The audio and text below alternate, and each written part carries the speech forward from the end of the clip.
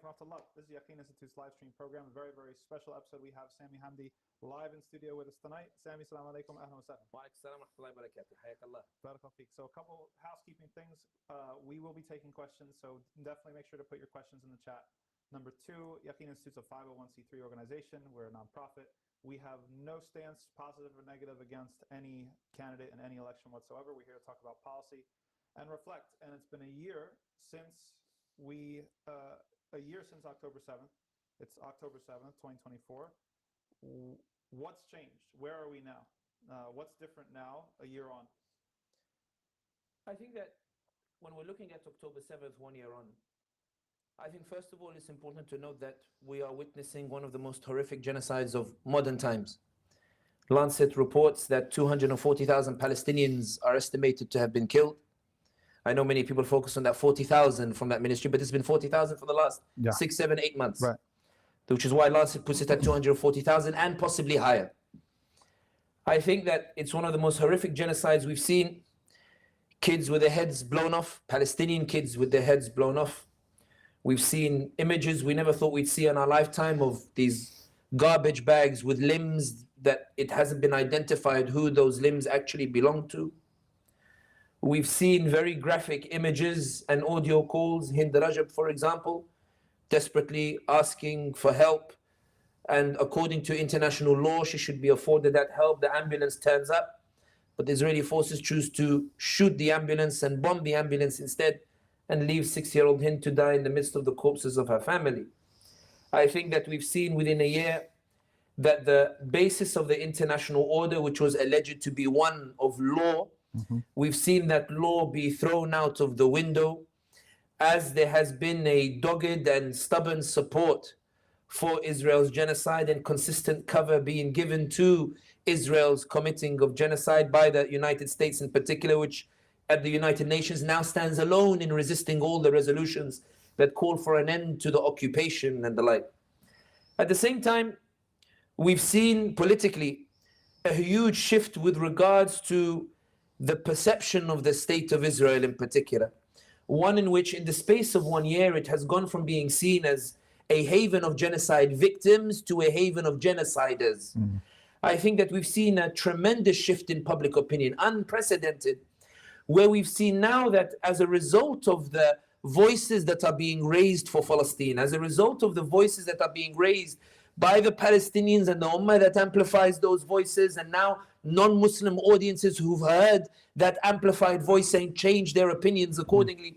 We're now seeing France call for an arms embargo on the Israelis. The Belgian Deputy Prime Minister calling for sanctions. Norway, Ireland and Spain recognizing a Palestinian state, even as the US desperately tries to prevent them from doing so by insisting there should be a negotiated settlement before any recognition.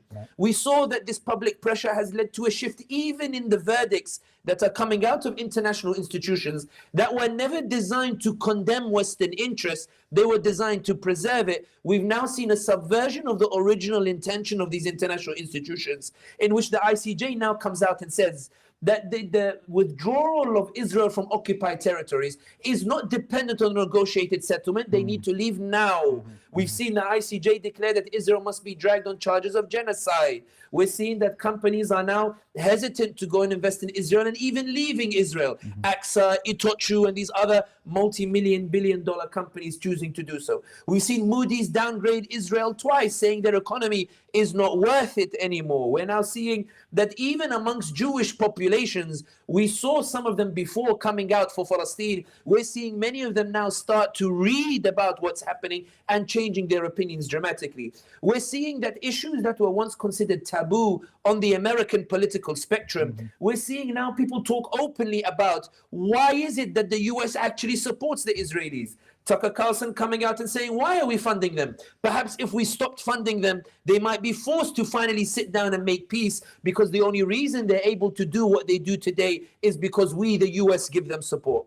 We saw Candace Owens, a corner that we never thought would become pro-Palestine, go on the Piers Morgan show and say bluntly, verbatim, that before October 7th, her words, not mine, I believe that Israel was a firm ally of the US that we needed to support, that we needed to help. And after October 7th, the Zionists in the media said they demanded we pay attention to what was happening. So we looked and we didn't like what we saw. We didn't like what Israel was about. We didn't like what Israel was doing. And as a Christian, no one can convince me that you can bomb kids under any premise. She went from one side to the other. Many will have seen the Middle East Eye. There was a video there interviewing protesters in my beloved city of London, where they are coming out and saying, why are you here today? And she says, quote, I was Zionist before October 7th. I'm pro-Palestine after October 7th. October 7th made people read. And when they read, they started to explore. And when they started to explore, they started to see. And when they started to see, they realized they didn't like what they saw. And it only made them start reading further, to the extent that Ta-Nehisi Coates is now doing a whole roadshow on individual media, telling people that I went to Israel for 10 days and I know it's an apartheid regime. Imagine if he'd stayed there 1 month. Since October 7th, while everybody is focusing on the disaster and the genocide, there is something that is happening that is now causing severe concern amongst the Israelis and amongst those who support them in the US itself, in which Nate Silver is now saying, the pollster, coming out and saying that Gaza has now become a major issue in electoral considerations in the US. In the UK, we saw how the Muslim vote emerged, and it wasn't just a Muslim vote. It was a Muslim vote that backed Jewish candidates, that backed non-Muslim candidates like Jeremy Corbyn, insisting that it was Brits against genocide. And they delivered a body blow in that although the Labour Party won a landslide election, they won a majority on only 32% of the vote. To put it into context, 32% of the vote produced a 117-seat majority. Boris Johnson got 42% and only got an 80-seat majority. And Jeremy Corbyn got 40% of the vote and lost the election. So when the papers came and read, they didn't say Labour won, they said Conservatives lost and Labour are in trouble, because safe seats were becoming marginal seats, meaning that a seat with 30,000 majority was now only 500 majority. We're seeing Gaza become a key electoral issue in Australia, where suddenly you find there's a senator, Fatima Payman, who raises her voice for Gaza and disrupts the powers that be within the ruling Labour Party. And when she eventually resigns, in the most attended press conference of any Australian politician in history, the pollsters at ABC are now saying that her stance on Gaza, her stance against genocide, resonates with so many Australians, so many non-Muslim Australians, that it is convincing them to abandon two-party system of Labour and Conservatives and going towards independence, because they believe they're in a fight for the heart and soul of their country, and they do not want their country to be one that legitimizes genocide. And this is why I argue that when people are focusing on the genocide, it's horrific, it's tragic. But at the same time, there's something happening that suggests that we will never go back to pre-October 7 days, when people were steamrolling the Palestinians on issues of normalization and trying to suffocate the Palestinian cause. And the final point worth noting on the political side of things is that although there is a PR campaign now suggesting that Netanyahu is on a winning streak, I think it's New York Times the one that posed it, there is a consensus amongst political analysts that Israel is losing badly. And I explain what I mean. When Netanyahu went into Gaza, one of the reasons he went in was he needed to offer something to the Israelis for breaking the social contract of Israel. Right. The social contract in Israel is not one of democracy or liberal values or the like. The social contract is, we Israelis stole this land, and the government's primary duty is to ensure that the homeowners never come and assert their right over this land. The government has to guarantee security over and that's why when 60,000 settlers left those territories in what is referred to as northern Israel, Netanyahu panicked. Why? Because the social contract was broken, and Israelis were willing to topple him, not because they were against genocide, but because he dared to scupper the promise of security of that stolen land. So when he goes into Gaza, he had three options. The first was to take over Gaza, occupy it, and establish apartheid. But he couldn't, because there are too many Palestinians in Gaza. It's too expensive to impose apartheid there. And even Ariel Sharon could not do it, which is why he withdrew in 2005 and decided instead to make a wall and make it into a concentration camp. Failing apartheid, Netanyahu's plan was ethnic cleansing. Let me kick these Palestinians out, take the land, and offer that land to the Israelis and say that although there was a threat, security threat, here's my compensation, take this land. The problem with ethnic cleansing, however, is Gaza has a sea behind it and the Rafah border that Sisi refuses to open, because Sisi knows if he opens that border, the Palestinians go into Sinai. If the Palestinians stay in Sinai, it's likely they will continue resisting. If they resist, Israel will invade Egypt, Sinai. If they invade Sinai, when Sisi goes to Washington and says, get these Israelis out of Sinai, Washington will say, there is a terror threat, we need an international peacekeeping force, we need a demilitarized zone, and therefore Israeli forces should stay in Sinai. And when Sisi looks at other Arab countries hoping for support from their lobbying power against Washington, he'll find these Arab countries have instead joined the peacekeeping force, which is why Sisi says, I'm not opening the Rafah border. Netanyahu, when he realized there's no strategic victory in Gaza, and instead it's hemorrhaging support internationally because the genocide is so horrific that even Antony Blinken has to fly from Washington to offer a PR strategy of a humanitarian corridor because it's become shifting American public opinion. The second option was to go to the West Bank.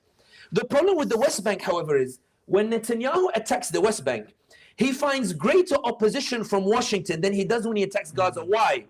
Not because Washington is against genocide, but because the condition for normalization between certain Arab countries and Israel is that, in the words that was leaked once by one particular Muslim ruler who said, I don't care about Palestine, but my people do.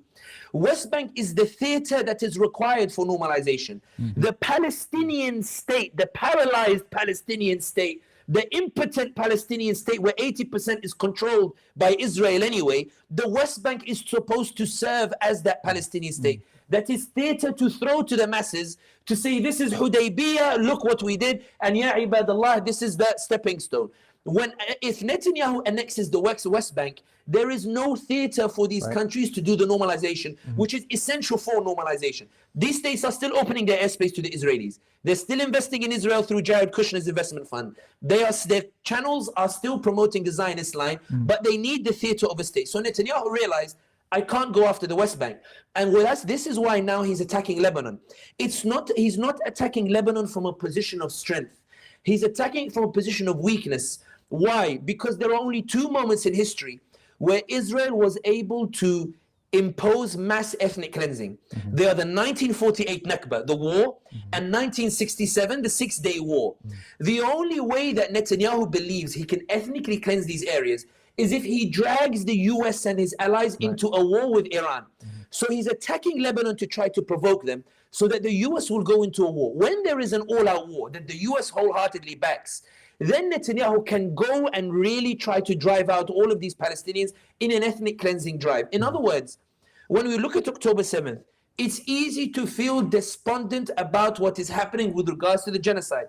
And it's true, the hearts are breaking. It's true, there's a permanent sadness in the heart. It's true that you can see how vile the international powers are in their support. But there is hope.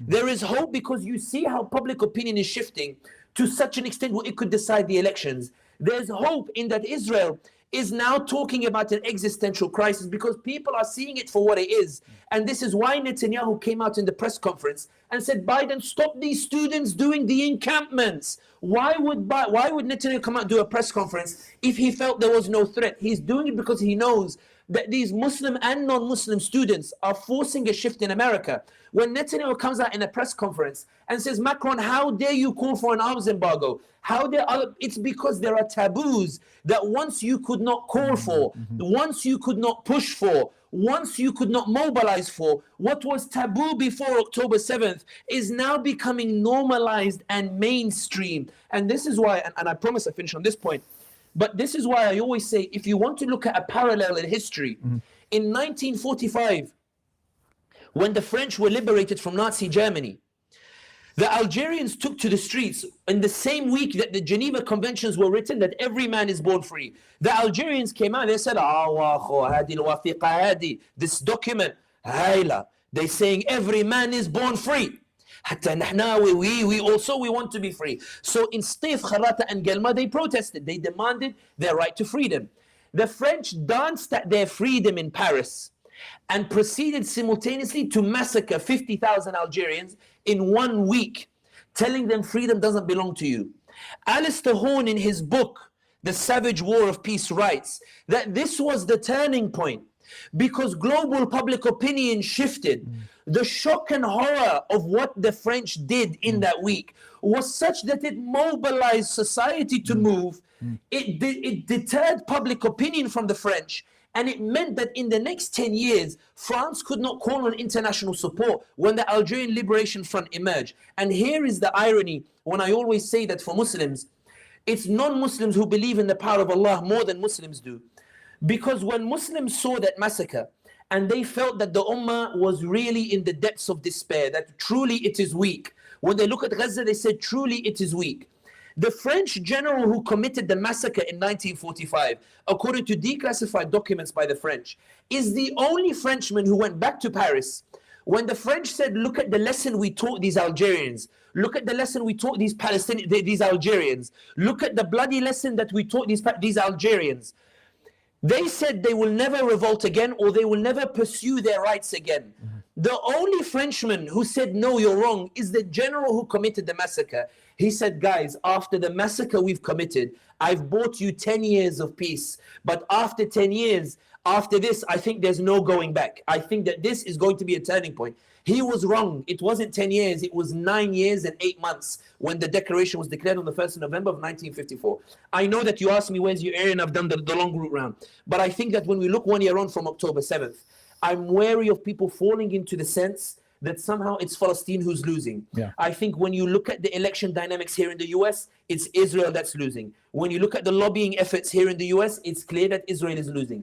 When you look at what happened in the UK elections, it's clear that Israel is losing. When you look at new media narratives, it's clear that Israel is losing. When you see how many people are shifting their opinions, it's clear that Israel is losing. When you see the way that European states are defying US over their stance on Palestine, you can see that it's Israel that's losing. When you see that the US wanted to help with ethnic cleansing by breaking the back of UNRWA so that there would be no support for refugees and they criminalized it in Congress, you saw Canada break with the US and restore funding. UK break with the US and restore funding. Australia break with the US and restore funding. We saw the UK, the impact was such that David Lammy, the foreign minister, announced that he was going to suspend 10% of weapons to the Israelis. The Muslims, they said, what's the 10%? What does it mean 10%? But Netanyahu knows what it means, which is why he refused to meet David Lammy, because he knew that if one day he's brought before the ICJ, the judge will say, Britain, why did you halt 10% of weapons? What is it you saw in Gaza? What did you see in Palestine that made you do it? And the only explanation is, I thought there was a war crime. I thought there was something here that could get me in trouble. The world is shifting in a way Israel did not imagine.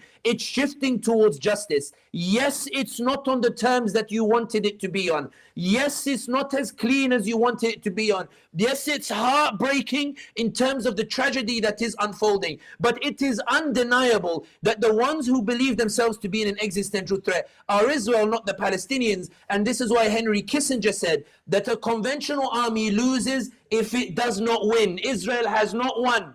But a guerrilla force wins as long as it does not lose. And the guerrilla force here I'm referring to is the Palestinian citizen who continues to be in their home, who continues to be in their land, who refuses to leave, who refuses to be ethnically cleansed, who refuses to be erased, who refuses to be eradicated, and in the words of Ta-Nehisi Coates, is now imposing themselves into the frame of discussion after being shafted from it by the Zionists for so long. I think 1 year on from October 7th, there is much to be heartbroken about, but there is much to be hopeful for as well. SubhanAllah, you know, one of the historical principles that you touched on, I think it's so key to even repeat that, you know, we worry about, is it going to get worse? Is it going to get better? Is it going to lighten up? Or is it going to become more severe?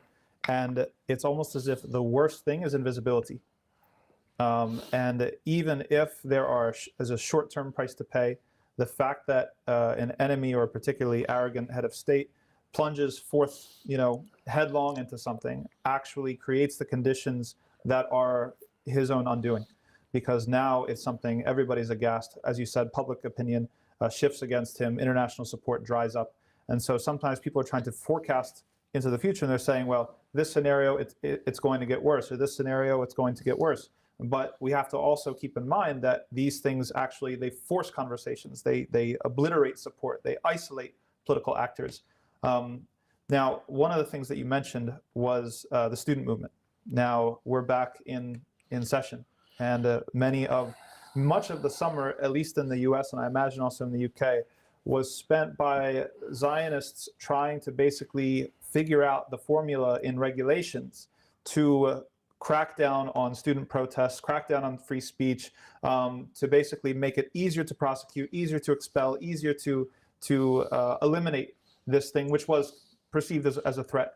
What are your reflections on that, first of all, and what is your advice to students who might be wondering, well, this is really risky to my career prospects, this might be really risky to my personal safety, I'm being doxxed, the vans are driving around with my address on them and my photo on them. What would you say to the students? One of the things that's first and foremost, I think, is worth doing is acknowledging how you got here. What is it that you have, that you manifested? What is the power that you displayed that was such that Netanyahu came to try to lobby for a change in the regulations? Yeah. What is the power that you manifested that you don't believe to be great, but it frightened Netanyahu enough for him to do a press conference pleading with Biden to stop the student encampments? What's the power that exists in your hands in the absence of the money that you think you need, in the absence of an army that you think you need? What's the power that you manifested that shook Tel Aviv, that shook Netanyahu's office in Tel Aviv and those who support him here in the United States? It was your voice. It was the relentless attitude with which you embarked in raising your voice for what was happening in Gaza. Why? Because what happened was the other students were listening to you. And when they started hearing you, they listened to you. And when they started listening to you, they started debating with you. And when they started debating with you, they ended up losing and being forced to read. And when they started to read, they started to shift. And as they started to shift, they ended up joining you in the encampments. And not only that, because of social media, because of TikTok, may Allah protect and preserve TikTok and elevate its status. Say Ameen, those of you who are watching this video. I was in Philadelphia. I tell the story at time, but I was in Philadelphia and somebody in the masjid said to me, I made this point. I said, say Ameen. And he went, we're making dua for TikTok in the masjid. And I said, well, I'm sorry, audio, if I'm causing you a big issue. He said, I told him, what's the problem with it? He said, TikTok is fitna. I told him, shh. He said, don't shush me in my own masjid. I said, no, shush, you're embarrassing yourself. Don't tell them TikTok is fitna. He said, but it is. I told him, if you tell people TikTok is fitna, you are telling them that you taught the algorithm to show you fitna. Because the algorithm only shows you what you like. It doesn't show you what you don't like because it's worried you'll uninstall the app. So when you tell people it's fitna, you're telling them you search for fitna. So the algorithm realizes you like it, so it shows you the fitna. Give me your phone later, I'll fix your algorithm. But don't say it loudly that TikTok is fitna. You humiliate yourself. In any case, I was going to say jokes aside, but that wasn't a joke. But in any case, as a result of TikTok, when Sydney saw the student protest in Colombia, they embarked on their own encampment. And I know it because I was there at a Sydney encampment when I went to meet them. What made you do it? They said, we saw the videos of our American brothers and sisters going out and doing the encampments. When the Americans did the encampments, those in London said, look at these Americans, they're doing it. Why aren't we doing it as well? Like, we should be doing it too. The social media spread that message like wildfire, because even if the American student felt their encampment didn't achieve what they wanted it to achieve, it set ablaze the fire of justice across the whole world, where all these other students were doing it, perhaps more effective than you were doing it, but you started it, you inspired it, you went for it. And this is why the student who is scared, it's not about the extent that you're willing to go. Move and watch how Allah makes everybody move with you. Move and watch how everybody is inspired to move with you. Move the way Muhammad sallallahu alaihi wasallam did, that made the other Sahaba move with him. He didn't tell them move, he moved and they followed him. And this is why I always say that if the seerah does not terrify you, then you're not reading it right. Because the seerah of the Prophet Muhammad sallallahu alaihi wasallam is that in the first 13 years of Mecca, he only has his voice. It's the dawah that he's given. And this is what I always say to students when they say, we feel powerless. I always say, why is Netanyahu after you? Why are the Zionist lobby after you? It's because there is a power that if you manifest it, will cause irreversible consequences to the power of the Zionists. There is a power that you have, not me, that you have as a student, that will have irreversible consequences for the way in which you talk about these issues in the universities, the way that professors have to talk about the issues. Vietnam was not the student movement, one of the driving forces to end the war in Vietnam, was not the student movement protests key to getting civil rights for the African American population, that the government continuously tried to deny them. It was the students. Why? Because the voice matters. And this is the point that I emphasize, and this doesn't just apply to the students. The voice matters. When the Prophet Muhammad sallallahu alaihi wasallam says, "Balighu anni walau ayah," convey from me even if it's just a verse. If you read that hadith like a dajjal with one eye, you think that it's walking down the street, say Qul Huwallahu Ahad, and whoop, you feel the spiritual boost. But when you open the other eye, you realize the emphasis is not on ayah, the emphasis is on walau, even if it's just an ayah. Ummati, don't be quiet. Ummati, don't be still. Ummati, don't be an ummah that doesn't move. If all you can do is convey an ayah, if all you can do is raise your voice, if all you can do is like what Wayne State University did today, I'm on the plane, I see they're live on Instagram, it said they're live on Instagram, and I see a few students gathered together and they're giving talks, raising awareness for Palestine. If that's all you can do, do it, because the Prophet Muhammad sallallahu alaihi wasallam, la yantiqu anil hawa, he does not speak about something that has no impact. When he says do it, it's because it has an impact. And this is what it has been magnificent since in this past year.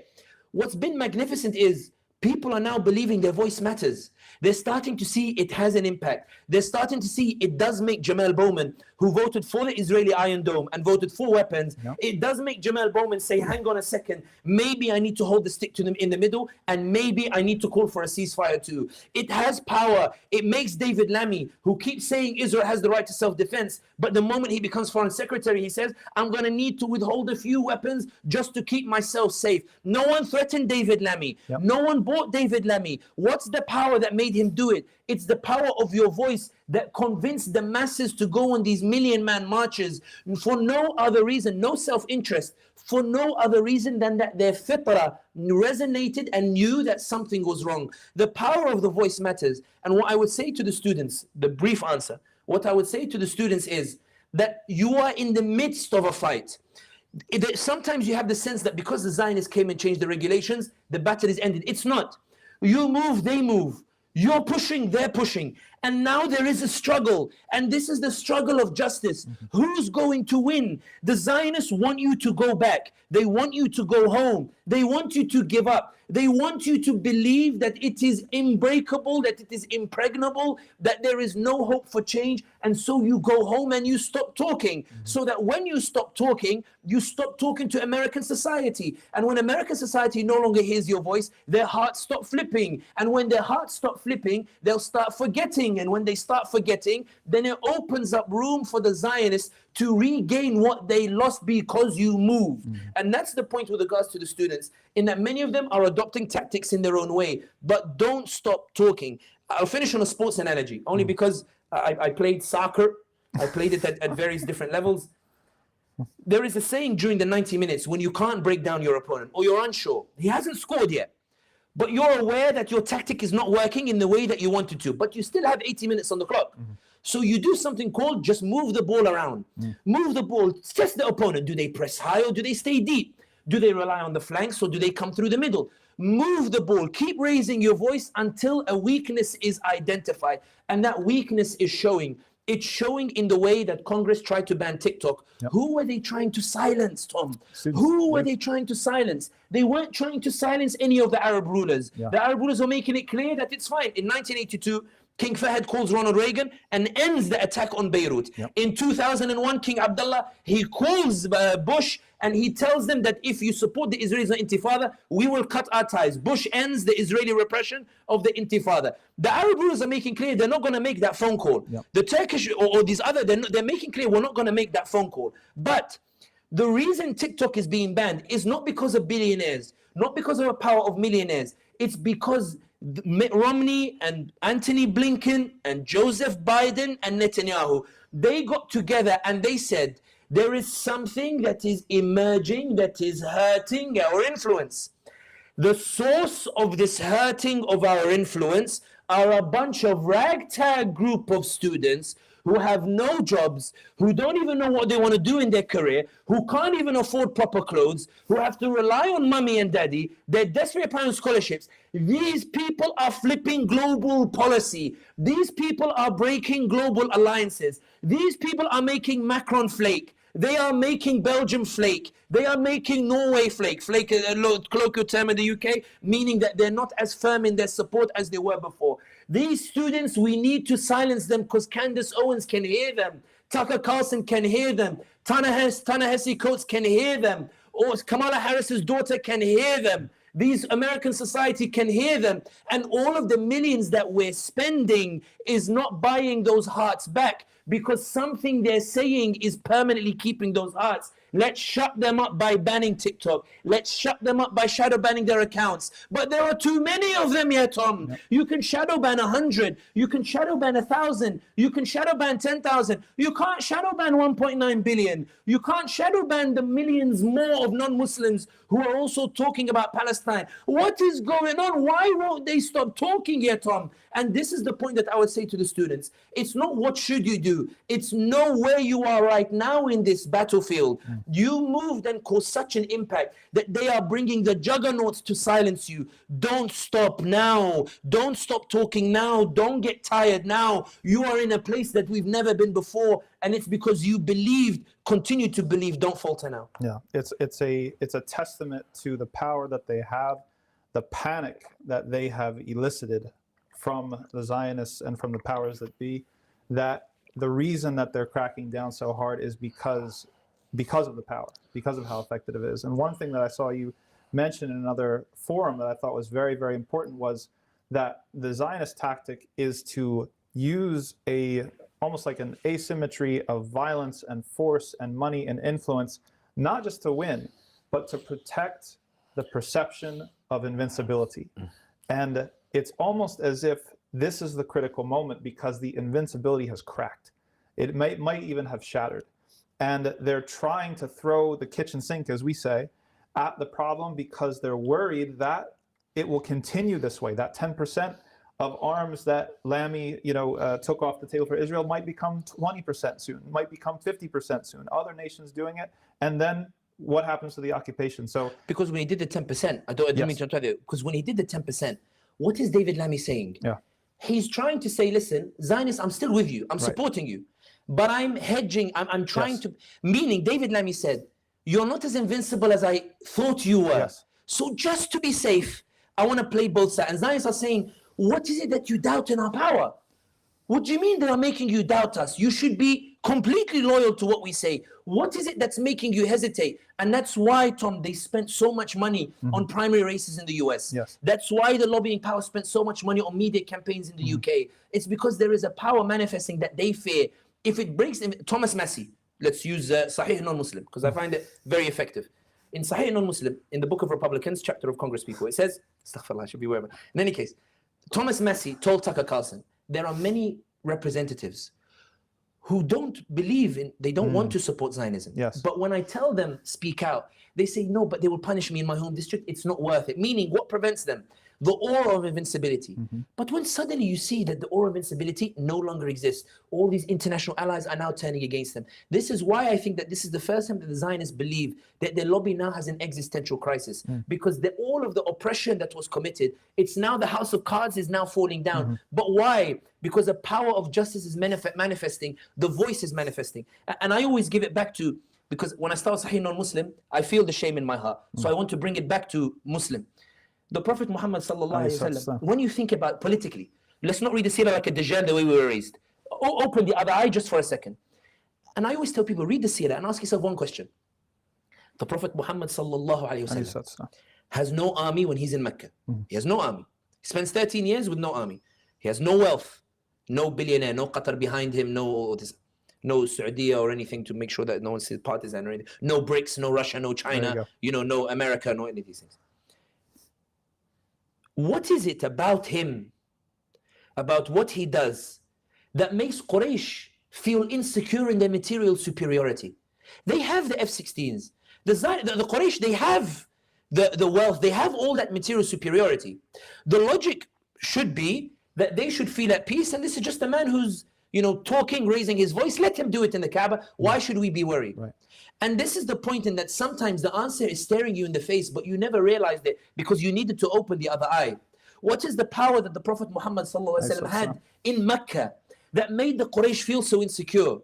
And I remember there's an American student, he came to me after a talk and he said, Sami, you know, you keep referencing these books, but I don't read books. You know, like anything more than 20 pages, I don't read it. Right. And I didn't want to discourage him. So I said to him, okay, but go watch the movie, The Message by Mustafa Aqad. It's a really good movie. Yeah. I know some people on Twitter, they'd be like, how dare you reference movies in a serious debate? But I'm trying to get the Ummah to learn this. In that movie, The Message, Abu Talib talks to the leaders of Quraysh.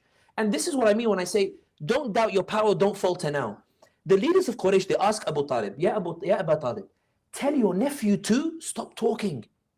Tell him to stop raising his voice. Tell him to keep his da'wah in his home. Tell him to stop going to downtown New York, to the center of the city and tell the people about what's happening in Palestine. Tell him to stop going to Dallas, to Taif and telling them and doing all these images and these posters and tell them there is a land called Palestine and this is what's happening to it. Tell him to stop raising his voice and talking to people. Abu Talib says, all he wants from you, he's telling him he doesn't have the material superiority to threaten you. All he wants from you is a word. He just wants justice. He just wants you to stop the genocide. He just wants Palestinians to have the right of return. He just wants the Palestinians and Palestine to go back to what it was before, a haven where all the religions lived side by side, coexistence. Interestingly, when the Muslims ruled, the Muslims ruled Sarajevo, when they ruled Andalusia, they were the epitome of coexistence. When the other religions came, they ruined it. I don't say that in terms of superiority. I say historical facts. Go to any university. When they point to the objective epitome of coexistence, they point to three areas: Andalusia, Sarajevo, and Quds and Jerusalem. But the interesting thing is Andalusia was a haven for coexistence when Muslims ruled it and ceased to be one when Isabella ruled it. That Sarajevo was a haven for coexistence when Muslims ruled it and ceased to be one when the Austro-Hungarians came in and took it over. And Quds was the haven for coexistence when Muslims ruled it and ceased to be it when the British and when the Zionists came in and they ruined it. And they can go reference Abi Shleim, the Israeli, or we'll put it in quotation marks, Israeli professor who teaches at Cambridge. He was asked by Muhammad Jalal in the Thinking Muslim podcast, can it be said, in Oxford, can it be said that the Jews suffered anti-Semitism under Muslim rule? He said categorically it cannot be said. The tensions began after what the Zionists did in 1948. Otherwise, in the Muslim books, it has the rights of Ahl al-Kitab and Muslims are obliged by Allah to uphold them. But the point that I'm saying is that Abu Talib says, all he wants from you is one word, the word of one state, the word of right of return, the word of justice. And Abu Sufyan says something remarkable. He says, if all Muhammad wanted was a word, we would have given him 100 words. We would have written him articles in New York Times. The problem is the word that he wants. And Abu Jahl says the word that he wants is making our children turn against us. It's making our children pro-Palestine. What did the ADL lobby say in the leaked recording? We've lost the whole generation of America to the dawah. The word he wants is flipping the whole social order. The word he wants is making those who are Zionists into pro-Palestine. The dawah that he wants is something that our material superiority cannot reverse. And this is what I mean when I say that Netanyahu sometimes believes in the power of Allah more than most Muslims do, because the Muslim is saying my voice doesn't matter. Netanyahu is spending millions to silence it. That Blinken believes in the power of Allah more than Muslims do, because Blinken is desperately trying to get TikTok banned in Congress, while the Muslim says, what's the point of TikTok?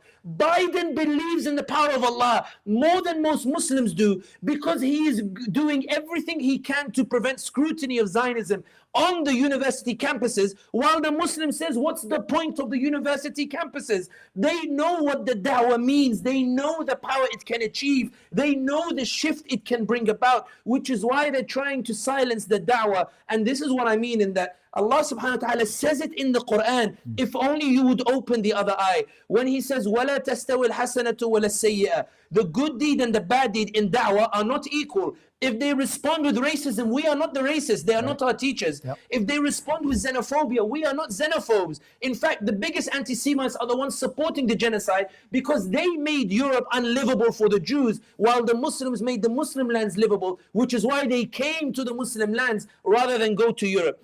But the ayah finishes, idfa billati ahsan, push back with that which is best. Da'wah pushing. Why? فَإِذَا الَّذِي بَيْنَكَ وَبَيْنَهُ عَدَاوَةٌ كَأَنَّهُ وَلِيٌّ حَمِيمٌ. for the one who is your enemy today, the one who was racist to you today, the one who was pro-Zionist today, tomorrow might become your warmest ally. Ta-Nehisi Coates has done in 2 weeks what many of us could not do in 10 years. Yep. But Allah tells you who achieves it. And this is the point of the students. I know it sounds like I went a roundabout way, but this is the point with the students. Allah says that the ones who achieve it, وَمَا يُلَقَّاهَا, none achieve this shift, no one. وَمَا يُلَقَّاهَا, none achieve it, except إِلَّا الَّذِينَ صَبَرُوا, the ones who are patient. Patient with what, Tom? Patient with a process that is not producing outcomes at the pace that you want. But if you persevere, will produce an outcome greater than anything you imagine. Yeah, Imam Tom, Allah is saying that if you are patient with raising your voice, patient with your movement, patient with the encampment, patient with the protest, patient with the boycott, in the space of 1 year, you can shift the whole global public opinion with regards to Zionism. But Allah ends the ayah with وَمَا يُلَقَّاهَا إِلَّا ذُو حَظٍ عَظِيمٍ. Meaning that Allah subhanahu wa ta'ala is saying that Allah, when you move, when you take one step, I will take the 10. When you come to me walking, I will come running. When you make the effort, I will amplify it. I will amplify your voice. I will amplify the power of the boycott. I will amplify all of it. If only you would move. And that's why with the students, it's not about the tactics. It's keep moving. Sometimes there is Badr, sometimes there's Uhud, but keep moving, because you are forcing a shift that it doesn't matter how much money the Zionists spend, they will never be able to reverse the shift that was brought about by the da'wah. I'm talking about not the Dajjalic one, the da'wah of the Muslims and those non-Muslims who have been, their fitrah is resonating. The da'wah brought about the shift. And I always like to say this phrase, Israel spent millions on a PR campaign that the ummah broke for free. Yeah, subhanAllah. There's so much to say about that. Another analogy we could draw is to Bani Israel when they come to Palestine for the first time. And all they're told is, listen, you move and it's yours. And they want to say, you and your Lord go and fight. And we're just gonna sit under yeah, exactly.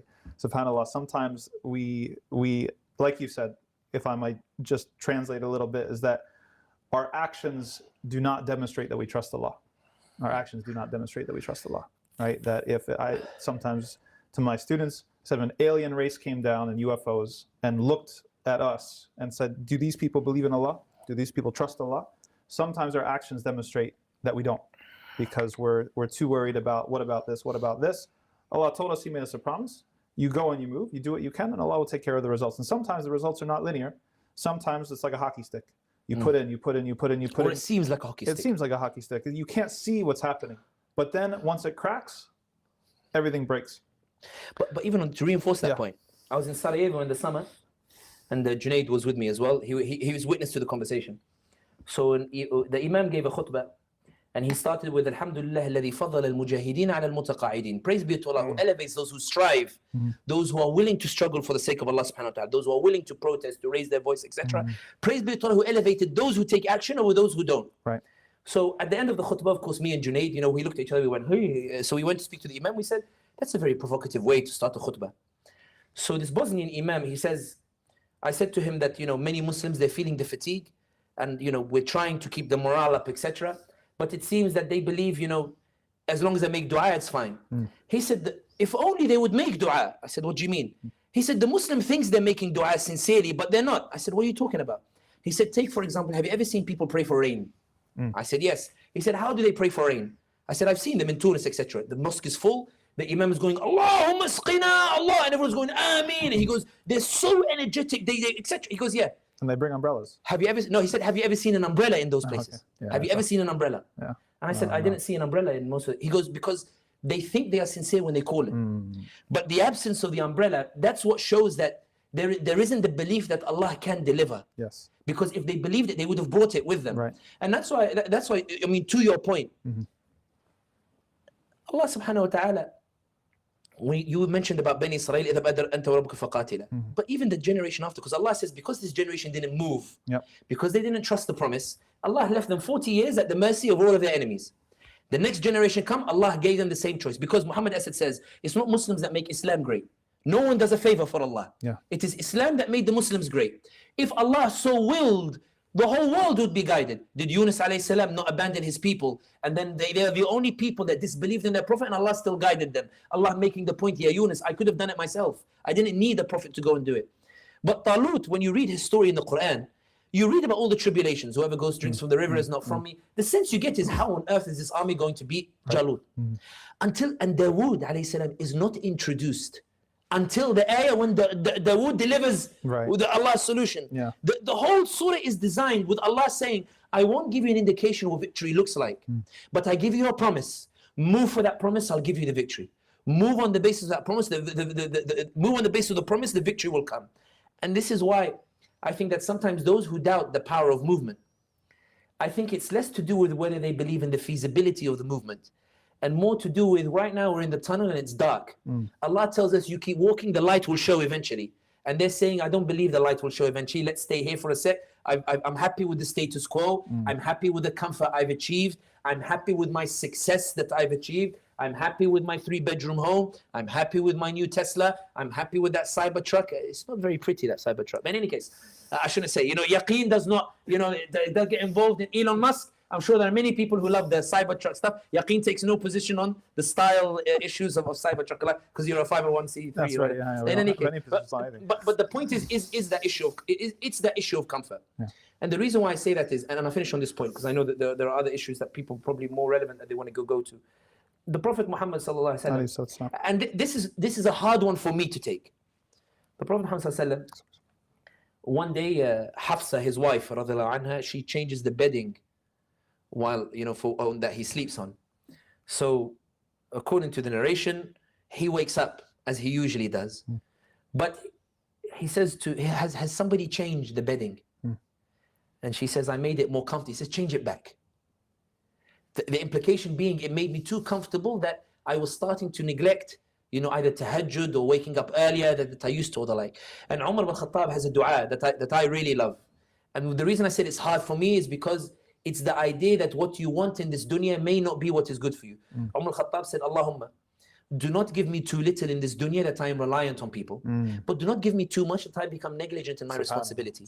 And this is the point that we won't go into it for too much, but the idea that what stops you from moving, is it because you don't believe in the feasibility of the movement, or is it because the idea that you might sacrifice something that Allah gave you in the first place is so heavy on your heart that you would begrudge the sacrifice that is necessary? And that's why I always, somebody stood once at the end of a talk, I remember, and he said, Sami, I don't like listening to you because I believe the ummah is weak and you keep insisting it's strong. And the Prophet ﷺ said, one day we will be weak. I said, Wallahi kadhabt, you have lied. The Prophet ﷺ did not say the ummah will be weak. He said, I have the hadith. He says, one day you'll be like the foam of the sea. I said, he didn't use the word weakness or da'if. Finish the hadith, ya dajjal. He said, I don't appreciate that. I said, no, but you've done a dajjalic interpretation of the hadith. The hadith goes that the Prophet ﷺ said, one day Allah will remove the fear from the hearts of your enemies. Meaning, it's a proactive removal of fear, not because. And they will come at you like you are a feast on a plate. Sahaba, they asked a very pertinent question. Ya Rasulullah, will we be many on that day or will we be few? Will it be because we're weak, few in number and unable to resist? Or will we be many? Will we have resources to fix this? Will we have the ability to resist? Will we have the ability and talents and manpower and money and resources to push back against this wave that comes on us? Rasulullah says, you will be many. You'll have the money, you'll have the resources, you'll have the talent, you'll have the numbers, you'll have the knowledge, and you'll have all of that. But you will be like the foam of the sea, not because you will be weak, but because your hearts will be afflicted with wahan. Your hearts will love the comfort so much that when it is called on you to sacrifice for what is right, you will hesitate, you will doubt, you will say that I love this so much, the idea I might sacrifice it is not worth it. And this is the point that every Muslim, I think what Gaza saved us, is that Gaza reoriented the priorities. From October 7th, you asked me in the first question, you said, what has changed? The world realized how much the global order doesn't value the life of the other, how cheap it considers the life of the other. The Palestinian baby is not equal to the Israeli baby. The lie of 40 beheaded babies took mainstream news. The reality of Palestinian babies beheaded didn't make any headline whatsoever. It showed that value in terms of, but the idea that you can have no dignity but be rich in that no dignity, have a good house but with no dignity, have a good car with no dignity, The comfort is such that you're hesitating to restore that dignity itself. And this is why there is a sheikh, actually he contributes to Yaqeen, Yasser Fahmi, I don't mind naming him. Yasser Fahmi said something to me once in a car. He says, you know, Sami, he said, what's the hardest part? I mean, you've been across America. Sami, what's the hardest part of these talks that you're giving? I said to him, Sheikh, the hardest part is convincing people that justice is the right thing to do and that the price you pay for standing up for justice is worth paying. Telling him that there's no comfortable way to uphold justice. But the price you pay for it is worth it. And I remember, I don't know if, I'm sure you've met him before. He has that silly grin on his face. And he goes, he grinned and he went, Sami, do you not think it's because in many ways, Islam can be quite problematic for a modern Muslim? I said, astaghfirullah, what do you mean? He said, think about it. The Prophet Muhammad sallallahu alayhi wasallam, what was his relationship like with Quraysh in the first 40 years of his life, before the wahy? I said, it was good. He said, he was the golden boy. Two tribes are beefing. Call Muhammad bin Abdullah, we trust him to mediate. My cousin cheats me in business, in the trade. Get Muhammad bin Abdullah, he won't cheat you even if he's not related to you. I want to send a caravan to Syria, Khadija radiallahu anha. I want someone I can trust. Send Muhammad bin Abdullah, you can't do better than him. The status quo is he is loved and they love him. When do his problems begin, Sami? His problems begin, he comes down from Hira after the wahi and he says, La ilallah Muhammad Rasulullah, free Palestine, stop burying your daughters alive, stop cheating people in business and the like. He said, has his character changed? Is there anything that Quraysh can point to and say that he's become a bad person? Hasha. Nothing. They still know his sadiq. They're still leaving their amana with Rasulullah sallallahu alaihi wasallam. He said, okay. So they start repressing him and oppressing him. He said, in modern day, when we teach our children what success looks like, we take them to the nicest street in the city and we say, Habibi, when you grow older, I want you to study hard, get a good job so you can be successful like the dweller of this big home or the driver of this lovely car. When we point to someone's success in our modern society, we don't point to somebody who has humble means, but even Allah subhanahu wa ta'ala is great. We say, don't be like that person, he failed in life. Be like the dweller of that big home. Sami, by this criteria, point to me to where Rasulullah sallallahu alaihi wasallam achieved. And I went, you cringe. I saw your face as well. You're like, ooh. He says, why? He says, when does the struggle of the Prophet Muhammad sallallahu alaihi wasallam end? The way we say it ends when you buy a house, when does it end for Rasulullah sallallahu alaihi wasallam?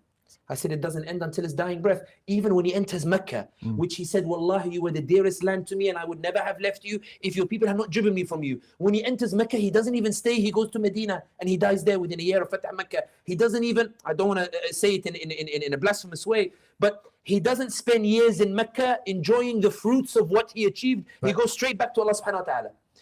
So he says, Shaykh Yasser Fahmi says, point to the point where you'd say the Prophet ﷺ, the struggle ends. It doesn't end until his dying breath. So he said, the success that the seerah is telling you is that he persevered through the struggle. He kept going. He kept persevering through the trials. And so Allah subhanahu wa ta'ala rendered him khairul khalq. And my cohort rated him as the most influential person in history. Not because he conquered lands like Genghis Khan. He didn't. He didn't conquer lands like Alexander the Great. He wasn't as rich as Enrico Dandolo of Venice. He didn't see Al-Aqsa liberated. He didn't see Islam being given in the English, Dawah being given in the English language. He didn't see Yaqeen, mashallah. He didn't see flat Dallas. He didn't see the hills of California. He didn't see Islam there, but he didn't need to, because my cohort says the magnificence of the Prophet Muhammad sallallahu alaihi wasallam is that he left behind a spirit where generations would move in his name though they never met him. They would move in his name though he was not amongst them. They would move based on the message and the promise that he gave them, and no amount of dunya offered to them would make them give up the cause. They would rather resist colonization in Algeria than succumb and cede to these colonizers. And this is the point that I want to finish on. I know I've gone on long about this, but this is the point I want to hit home on. And I didn't realize it until recently when I saw this interview. There is a Turkish boy, I think he's an actor in Kuruluş Osman, one of these Turkish series. He's 13. He has an interview with the Turkish presenter, and the Turkish presenter says to him, what is your dream in life? He says, my dream is to meet Rasulullah sallallahu alaihi wasallam one day. At 13, I was not saying that. 13, I was not saying that. I wanted to play for Arsenal. I was a decent footballer, and I wanted to play for Arsenal. That was my dream. So the presenter is shocked. So he goes, and what would you ask Rasulullah sallallahu alayhi wasallam? And he says, ask him. I wouldn't ask my beloved Prophet anything.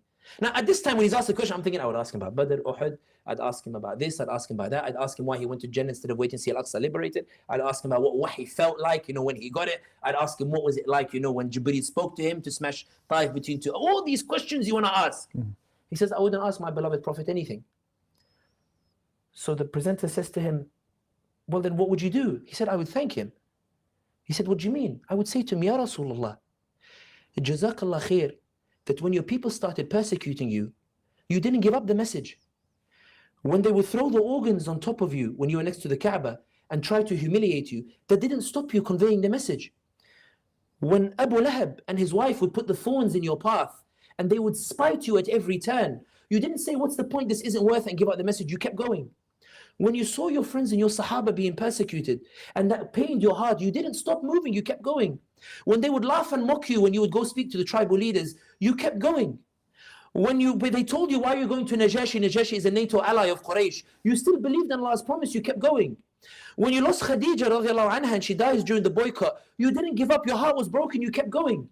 When Abu Talib, your protection was taken from you and you were at the mercy of the rest of the tribes, you didn't give up the message. You didn't say like the Muslims said, let's preserve our status quo and keep our head down and preserve what we've gained. You kept going, Ya Rasulullah.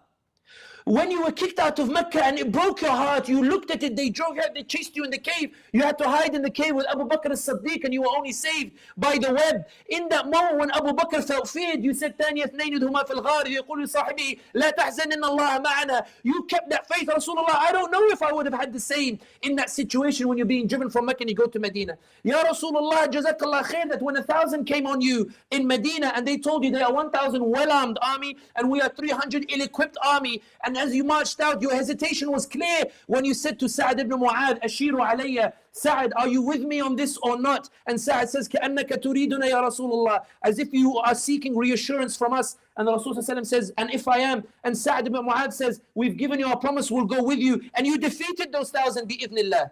But Ya Rasulullah, when you were met with defeat in Uhud afterwards, and they said, you see the hypocrisy, you see, they shouldn't have gone to fight. That didn't put your morale down, you kept going. When you dug the trench, you kept going. Hudaybiyah, you kept going. And when you entered Mecca, you set aside the grievances. You forgave them, Ya Rasulullah, though what they did to Hamza. You forgave them though they drove you out. You forgave them though they stoned you. You forgave them though they persecuted you. You forgave them though they harmed you. And Ya Rasulullah, that act of forgiveness meant that those individuals carried Islam to Turkey for the deen to reach me, for me to reach here, for me to sit with you and tell you Barakallahu fi, Jazakallah, that you kept struggling. What thinking! What magnificence! That he could do da'wah for 13 years in the absence of an army, sallallahu alaihi wasallam, and wealth, and he would keep going based on the promise. He said, Shayyibatni Huda, Hud has given me white hairs. What did he mean? Surah Hud is full of prophets who didn't achieve the success by your criteria. Nuh alayhi salam, his people are destroyed. Salih alayhi salam, his people are destroyed. Hud alayhi salam, his people are destroyed. Salih alayhi salam, his people are destroyed. Lut alayhi salam, his people are destroyed. Shayyibatni Huda, meaning I don't know if I will be like them or if I will be achieving the success that I want to achieve. He keeps going. He doesn't need Sami to explain the plan from A to Z to sell the scenario of the dunya and the like. And the reason why I make this point, and I promise I finish on this point, Imam, Wallah, I promise on this point. When I was I was giving one talk and I was given the example that after 13 years of da'wah, the Prophet ﷺ creates an environment where Aus and Khazraj go and they're willing to give him all the support that he needs. So I was telling the story in a talk and I said, Aus and Khazraj, they come, they say to Rasulullah ﷺ, Ya Rasulullah, you have no army, you have no wealth, but we love your message so much that we want you to use Medina as a base, Yathrib as a base, and we'll give you everything that you want. And Abbas radiallahu anhu says, wait, before you give the pledge, this path has struggle. You might get sacked from your job, you might be persecuted, you might be repressed. All of Arabia will come against you, the whole Zionist lobby will come against you. If you're not ready for that, don't give him a false promise. We are ready to support him. He doesn't need you for that. So Aus and Khazraj say, this is perfectly fine. We are ready to struggle with Rasulullah and ready to give the bay'ah. So my father called me after I gave a talk this. And I always say everybody needs a teacher. In my case, it's my father.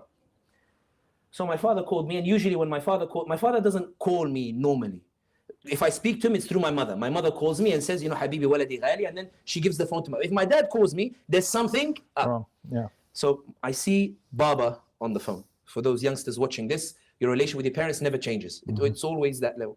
So I see Baba, and of course I'm going, Bismillah, what did I do this time? Yeah, Bismillah, Bismillah. So I can't keep him waiting too long. Assalamu alaikum.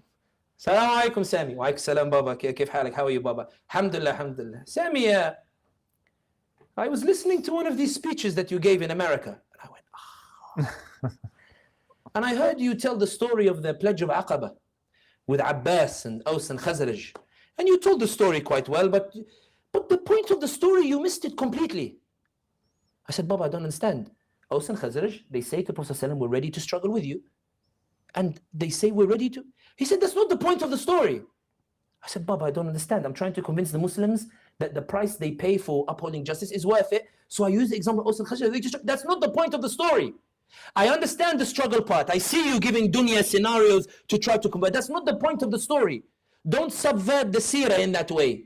I said, Baba, I don't understand. What did they ask Sami? What did Aus and Khazraj ask Rasulullah sallallahu alayhi wasallam after their exchange with Abbas? And I went, Baba, I forgot, what did they ask? They asked him, what's our reward? And I went, oh. Sami, he tells me, if Rasulullah sallallahu alayhi wasallam had said to them that your reward is every Khalifa will only come from Ansar and their descendants as a reward for them giving him the support that he needed at the time that he needed when no one else would give it to him, Muslims would probably have accepted it as qaida, as fiqh. If Rasulullah sallallahu alaihi wasallam had said to them that 50% of zakat goes to Ansar and their descendants out of appreciation for them giving to Rasulullah sallallahu alaihi wasallam what he needed most, when he needed it most, when no one else would give it to him, nobody would have objected. So what did he promise them, Sami? I said, Baba, he told them Al-Jannah. And what did they say? They said, that is enough for us. And when we were in Kuala Lumpur together, remember we had somebody at the end of the talk, she stood up and she almost mockingly said, not mockingly, but the pain was great. Yeah. She said, you all talk about ummah, ummah, ummah, ummah. But in the Rohingya, most of the money comes from non-Muslims to look after them. But in that moment she asked the question, something clicked. The Prophet Muhammad sallallahu alaihi wasallam, the promise of Jannah moves Ansar so much, like it moves them, galvanizes them so much, in a way perhaps it doesn't do for many of us. It galvanized them so much that when they entered Mecca, when the Prophet ﷺ enters Mecca, remember he's dividing the spoils amongst the people of Mecca. And Ansar are whispering between themselves. He's entered Mecca and look how he's treating his family now. He came to us when he had not, and now he's, and there is, consternation amongst them. But the Prophet ﷺ realizes it. So he calls Ansar, he tells them, gather, hear me, O people of Ansar. And he says to them, if you were to say to me, O Ansar, that, Ya Muhammad, you came to us a refugee and we gave you sanctuary when no one, you'd be correct. They're too embarrassed to say yes. He tells them, if you were to say to me that, Ya Muhammad, you were kicked out of Mecca with nothing and we gave you everything that enabled you to get back to Mecca, you would be correct and no one would dispute you. They said yes. They're still embarrassed what he's saying. He tells them, how do you feel, O people of Ansar, that they get the dunya while you go home with the Prophet of Allah? And they all celebrate. They put a refugee as leader of their city. They loved him so much. For no material reason, he didn't make them Khalifa. Even after he died, they accepted Abu Bakr as-Siddiq, who came with the Muhajirin. They loved his promise so much, they didn't say, no, this is our city, you make us the leader. They loved him so much, they loved his promise so much, they loved Jannah so much, that whatever was asked for them for that which is right, whatever was asked for them for that with justice, they paid it with Sa'd ibn Mu'adh, who was killed. They paid it with so much, and still they said, for this promise, I'm ready to give it. I'm ready to give the dunya for what's right. Does Jannah move you in that same way? Does Jannah move you in that same way? Does punishing genocide for the sake of what is right, for justice, does it move you in the same way? Does Jannah move you in the same way? Or is Jannah something that you read in the masjid like a fairy tale, and then as soon as you go out, it's discarded immediately? And this is the point of the whole essence. And my father was right when he rebuked me. He said, Sami, I understand that you are strategizing I understand that you're presenting political scenarios. I understand that you're analyzing politically, hoping that those political analyses might inspire the ummah to move. But never forget the pact with Allah subhanahu wa ta'ala. He made one demand for us. Allah is supreme and we worship only Allah subhanahu wa ta'ala, and the reward is Jannah. Do not take that pact, ya Sami, by promising something in the dunya that Hud did not get, that Nuh did not get, that Salih did not get, that Shu'aib did not get. For wallahi, Allah did not ask you to change the world. He asked you to try. Allah did not tell you to go and liberate Aqsa. He told you to try, because Allah has already appointed the time for all of these victories. The only choice you have is whether you want to be the vehicle that Allah uses to deliver it. And the audio guy is going to hate me for life. You know, I was thinking about something and I thought that you would like it, because it's a similar point, something that I hadn't thought about until the last few weeks, that we remember Hudaybiyah, but we forget Bay'atul Ridwan. And there's a similar dynamic, I think, at play there, because after the Sulh, you get ease, you get 10 years peace, you get time to, that was when the companions started to be able to gather their resources, and that was sort of like, but what did it take even to get that? You know, to get to that point? They didn't know that was going to come. They had to watch Uthman ibn Affan go into the city, not know what was going to happen. They were humiliated, stopped, prevented from making pilgrimage, which was unprecedented. And then he was gone for so long that they thought he was assassinated. They gather under a tree and they say that we, with nothing, with them, on them, we are ready to pay the ultimate price. We're ready to sacrifice anything, just to, you know, they have these phrases, you know, we would rather die on our feet than live on our knees, you know. Now, what? But just on this point, please. When I was a teenager, my father was concerned that when you pray tahajjud and all these things, there is a difference between praying tahajjud because you are arrogant in your, you know, you like the idea of being, you know, close to Allah subhanahu wa ta'ala, and actually being close to Allah subhanahu wa ta'ala. Right. So one day he wanted to do a test that I only realized later on that I failed miserably. So he put the seerah in my hand and he said to me, Sami, read the seerah and tell me which sahabi or sahabiya you would most like to be like. Now the correct answer is, I would accept to be any one of them. I would accept to be any one of the chosen people that Allah used as the companions. But the jahil picked the seerah, he goes, okay, let me see. So astaghfirullah, he's watching me go through. And you know, the disappointment is, and I don't understand why he's getting so disappointed. So I'm going through, and Sumayya radiallahu anha, killed before the Prophet ﷺ, can give da'wah even in public. And I've turned the page with the same pace that I turned the pages before. Why did you turn the page so quickly? I said, Baba, there are many Sahaba. Okay, Sumayya is the first one. We'll continue. You can see how everybody's, you know, you can feel it. And you keep going. Mus'ab ibn Umair, radiallahu anhu. But he dies in Uhud. Eloquent, etc. MashaAllah. You know, he reminds me of my friend. You continue. Ja'far ibn Abi Talib, but he slashed with both arms and etc. Brave, he reminds me of Imam Tom. That's for him. Hamza, Asadullah. You pause slightly on Hamza. Ahl al-Bayt, and you know, you want to show a bit more respect. But you've turned the page again because he dies in Uhud. Yeah. And you realize the Sahaba you are considering, the list, are all of those who are alive after the opening of Mecca. And that's when he looked at me and he said, why didn't the others? And he didn't put it in this way, but I would later reflect on it and say, was it because I was subconsciously imposing conditions for my sacrifice for Islam? Allahumma, I'll do it, but not if I'm Sumayya. Right.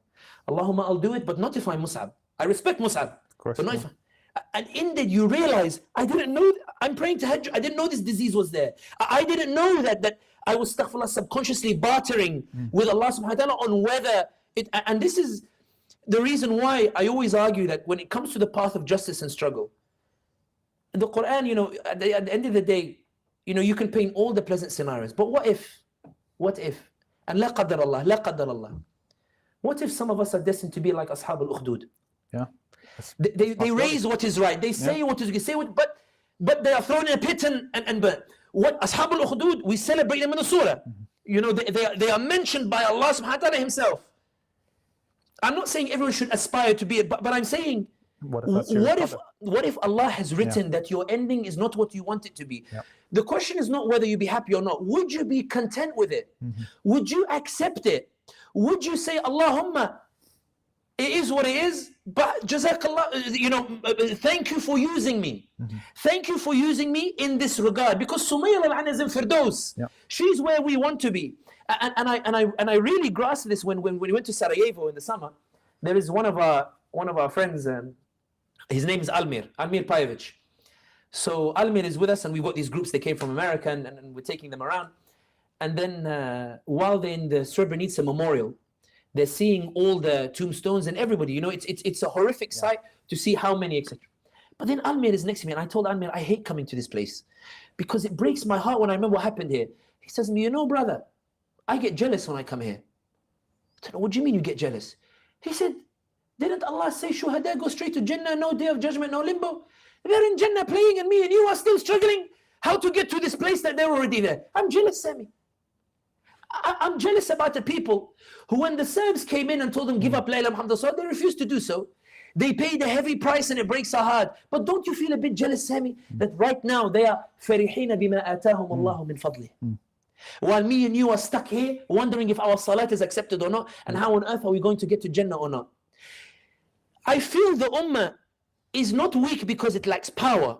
The ummah is weak because there are a lot of these subconscious locks on our own consciousness and in our hearts that sometimes we don't even realize those locks actually exist. And this is why, and this is the story that I finish on. My kids, when I put them in front of the cartoon about Muhammad al-Fatih when he takes Constantinople, I didn't know this because I was brought up, and in my mind, Muhammad al-Fatih conquers Constantinople because he's the genius and the others didn't know how to do it. He's the one who knew the secret code, and the others were failed attempts. But the narrator, when he starts, he says, by the time Muhammad al-Fatih got to Constantinople, most of the areas around it had already become Muslim because of the previous generations. He was saying there is no Muhammad al-Fatih without the 8 generations before who went. They sort of did the layup, they paved the way for it. And that posed a not horrible question, but a question that shook me personally, which is, Sami, would you accept for yourself to be Yazid who leads the army with Abu Ayyub al-Ansari to Istanbul? Not the Yazid who everybody thinks I'm talking about, another Yazid. Would you accept to be Murad, the lightning sultan who tried but didn't manage to get there? Would you accept to be the one who led the army but couldn't take Constantinople, but you would be satisfied that at least you were somebody who paved the way? Would you accept, Sami, not to be the main character in the story and accept Allah is the main character? Would you accept to be the supporting role, even though Allah doesn't need you? Would you accept to be the vehicle that Allah uses and accept and say that Allah subhanahu wa ta'ala, He's the protagonist of the story? And that's when I understood, you know, or at least if I've understood it correctly, when Allah says, "Man kana yuridu al-izzata falillahi al-izzatu jami'a." Those who seek glory, let them know all glory belongs to Allah subhanahu wa ta'ala, none sharing it. And I know that it sounded like I rambled off some thoughts, but the reason, my desperate attempt here is, Ibadallah, there are locks in your subconscious mind that is blocking you from unlocking your power. You have it now. We have more than what the Prophet ﷺ had in his time. I saw Umar Abdul Kafi. I saw him once, they filmed him on a plane, and he's looking out the window. So the person's taking out the camera without his permission and is recording him and says, you know, Sheikh, what do you think about when you're on this plane? He says, I think, imagine what Sahaba would have achieved if they had this technology. And it reminds me how much I'm lacking, given that I have this technology. It's a perspective thing. It's a perspective thing. Absolutely. Now, you know, sometimes the examples of the companions and of the Prophet ﷺ, they seem so larger than life that sometimes it can seem daunting. Off camera, before we started recording, you were telling a story from your own life, if you don't mind sharing it, because people need examples that they can follow, even if they're quaint or even if they're just like 0.0001% of the famous examples that we have, of a moment when you chose to stand up for something, even at a personal cost. Now, you were talking about your sort of professional journey. And I've had similar things. And, you know, I think that relaying them shows people that this is what Allah throws at you. And you are in a critical moment and you have to decide. So would you mind sharing that briefly? Without mentioning the names of the people involved. Yeah. So I don't get Yaqeen in trouble. I don't want myself, I don't get... So when I started the whole geopolitical risk consultant, eventually I didn't last long at the company, but clients I worked with, they came to me and one thing led to another, and then I started appearing on TV, on Al Jazeera, Sky News, etc. And then eventually governments started knocking on the door saying, you know, we want to we want to hire you as a consultant, advise us on communications here, etc. and the like. And we were talking before about how access can be intoxicating. Yes. That sometimes it's not that someone has a bad intention, but you delude yourself. You delude yourself. The access is intoxicating because, I always give the example.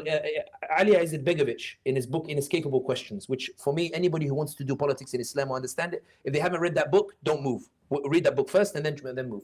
So he has something interesting where Richard Holbrooke was the US ambassador who was the architect of splitting Bosnia and rewarding ethnic cleansing by doing the Autonomous Republic of Srpska region. Izzat-Begovich used to say that when you met Richard Holbrooke, you never got the sense that he had some evil plan. Yeah. He would speak to you and make you feel like you were so special. You are absolutely right, he would say. He'd make you feel like he fully understood what you were saying, and you would be tempted to believe he truly did understand and that you had to pinch yourself when you walk out the door to say, no, this guy is. So one of the governments that came, and I was advising him on the communications, they fly you first class and they give you 5-star hotels.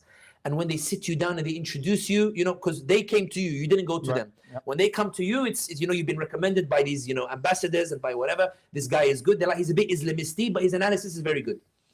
So, you go and everything and 5-star, and you start believing that your access is making a difference.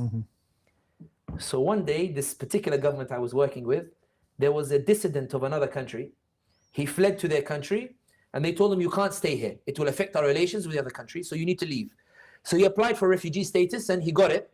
But when he was on the tarmac, this government had an idea, why don't we surrender him to the other country? And that will help to ease the tensions between them. So when this happened, of course, I'm an analyst who analyze, etc. And I tend to talk about these things, like kalimatu haqq, like you should say.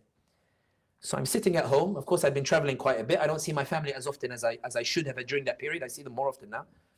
And I'm sitting in the living room, and Sumaya, my wife, she walks in. So I've been sitting 3 hours trying to carve a tweet that would protect the 5-star hotels and flights, but help me have an ease of conscience in terms of. So I'm sitting there, and Sumaya walks in. Sumaya, may Allah bless her. May Allah bless her. May Allah bless my parents who instilled this in me, and may Allah bless Sumaya. He sent her into my life to reinforce what my parents said to me. I always say, surround yourself with people who are bitter in your ear, because they help to keep you, the ones who are like, my dad be like, you didn't tell the story properly.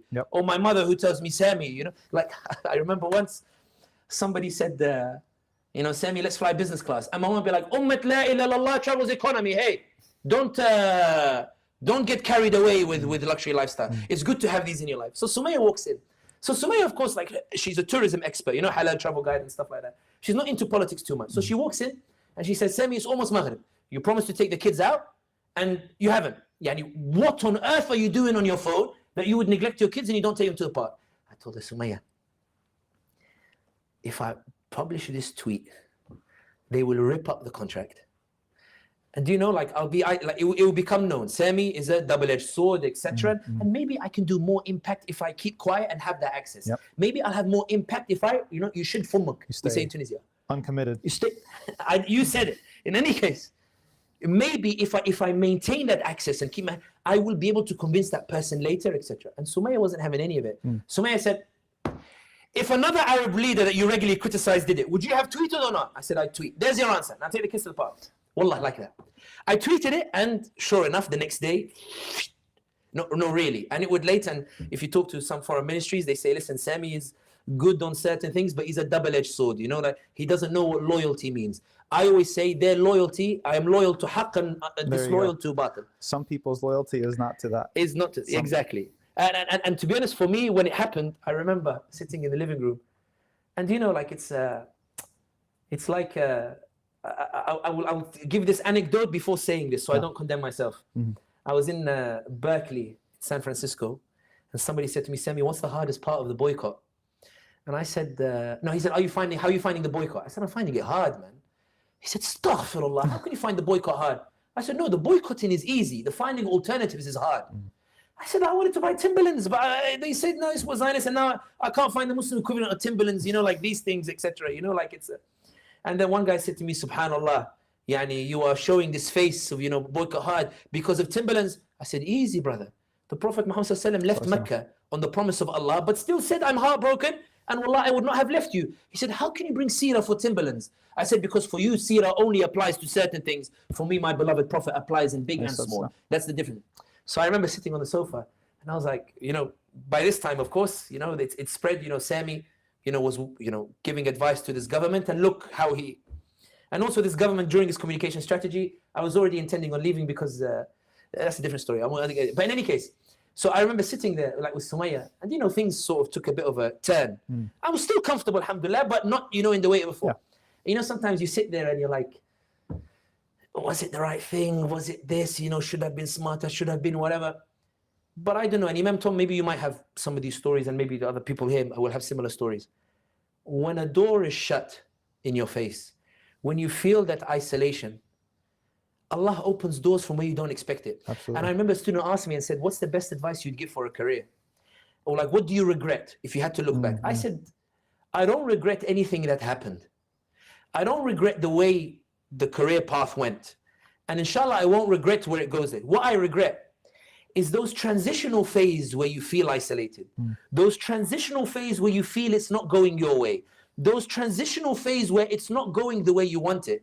I wish in those moments I'd been more grateful for what I had, as opposed to saying, Allahumma, when is it coming? Right.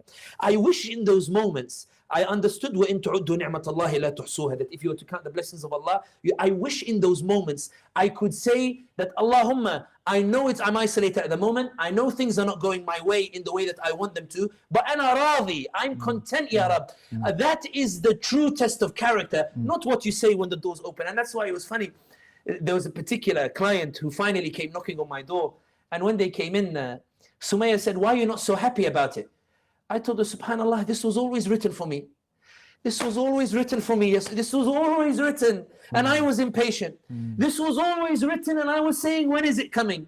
Allah had written it in the... Sumaya, I said to her, if it had come to me earlier, I wouldn't have the knowledge required to fulfill my obligation. If it had come... I wasn't ready, Sumaya, at that time. I was desperate for it, but it's like I realized Allah was saying, Sami, I want it when it comes, that you maximize it. You're not ready yet. I need to show you first Bosnia. I need to make you meet Imam Tom and Sheikh Omar Sulaiman. I need to make you see what America looks like. I need to make you meet all these people first. I need you to go through these processes first. I need you so that when they come, you know, and you are ready to be the vehicle for this struggle when this genocide comes, because you're able to reflect on what came before. Ya Rabbi, I wish I had in those moments the fortitude and wisdom to say, Allahumma, I know you've written something. I don't know what it is, but I know you've written it. And so I'm happy jamming, having the coffee with Imam Tom, discussing Tom. See, I didn't say Tom this time. Imam Tom, plotting or planning the next step to move forward, because we're convinced we may not succeed in the plan,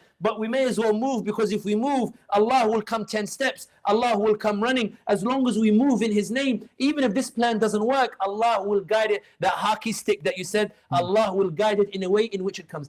And that's the thing. It's about perspective. I know that some people might say, how did they start with Gaza and get here? If that's how you feel, it's because it's the Dajjalic interpretation where you don't see how that applies to Gaza. Gaza, to stand up for Gaza is perspective. It's the belief, if I stand for what's right, Allah will make the change. If I raise my voice, Candace Owens will flip. If I raise my voice, Tucker Carlson will flip. If I raise my voice, Ta-Nehisi Coates will flip. If I raise my voice, companies will start leaving the Zionist apartheid occupation and Moody's will start downgrading. If I boycott, McDonald's will end up shutting stores, because I didn't believe I had power, but the McDonald's CEO believes I do, which is why he's shutting those stores. It's all about, if you move, if you have the perspective that move, and Allah subhanahu wa ta'ala will amplify that result. If you have that understanding that Allah is always there, that Allah subhanahu wa ta'ala never left you, that in Surah Taha, when Musa alayhi salam makes the dua asking Allah, Allah says, وَلَقَدْ مَنَنَّ عَلَيْكَ مَرَّةً أُخْرَى Musa, we've given you what you asked. قَالَ قَدْ أُوتِيتَ سُؤْلَكَ يَا مُوسَى وَلَقَدْ مَنَنَّ عَلَيْكَ مَرَّةً أُخْرَى. And Musa, this is not the first time we've shown you favor, implying, Ya Musa, do not ask me as if I've never given you. Do not ask me as if I never looked after you. Do not ask me as if I have ceased giving you at any moment in time, because let me remind you, what saved you as a baby was I bestowed my favor when you could not even ask for a favor. I saved you when you could not even ask to save you. Allah subhanahu wa ta'ala was saying, I am always blessing this ummah. I am always giving you capabilities. I'm always giving you talents. sense. If only you would appreciate that نحن أقرب إليك من حبل الوريد, that I am there with you now. So move and leave the rest to me. Believe in Allah, believe in the promise of Jannah, and you will find that Macron calls for an arms embargo, and Netanyahu starts panicking, and the ICJ rules that Israel must be tried for genocide, and the ICC begins the process for arrest warrants, and Israel goes from being a haven of genocide victims to a haven of genociders. Bi-idhnillah, because you moved. SubhanAllah. I mean, committed to the truth and ready to sacrifice. I mean, I think that's so important. You know what I was doing 10 years ago? You know where I was 10 years ago? You have any idea? Wild guess? No idea. I was a vegetable farmer. I worked on vegetable farms. Yeah, 2014. I was on farms working my hands. And you know, how does that go? You know, they're saying, how do you go from Gaza to here? How do you go from vegetable farmer to? I mean, that's the thing. And from a convert's perspective, it's just like every time I've sacrificed something for Allah, Allah has elevated me even higher. And it's like you don't even like it's theory until you live it. Yeah. You know, and once you live it, it's almost like, you know how some of the tabi'een, they said, if you had seen the companions, you would have said they were crazy. And if the companions had seen you, they would have said you don't believe. Yeah. You know, there comes a point, and I'm not saying that I've reached it or anything, but I can get it, right? Theoretically, that the more you sacrifice, the more you see Allah just elevates and elevates and elevates. And you're presented with these moments of moral clarity. Because as one of my sheikhs said, he said, the devil, the shaitan, always gives you a maslahah. That's how the delusion works. Oh, I have access. Oh, I have my relationships. Oh, I've been working so hard with this party or that party on the inside, massaging this. Well, I got this, you know, thing. And now you tell yourself you see progress. But in reality, you've sold it all. You've sold your dignity. You've sold your people. You've sold your deen.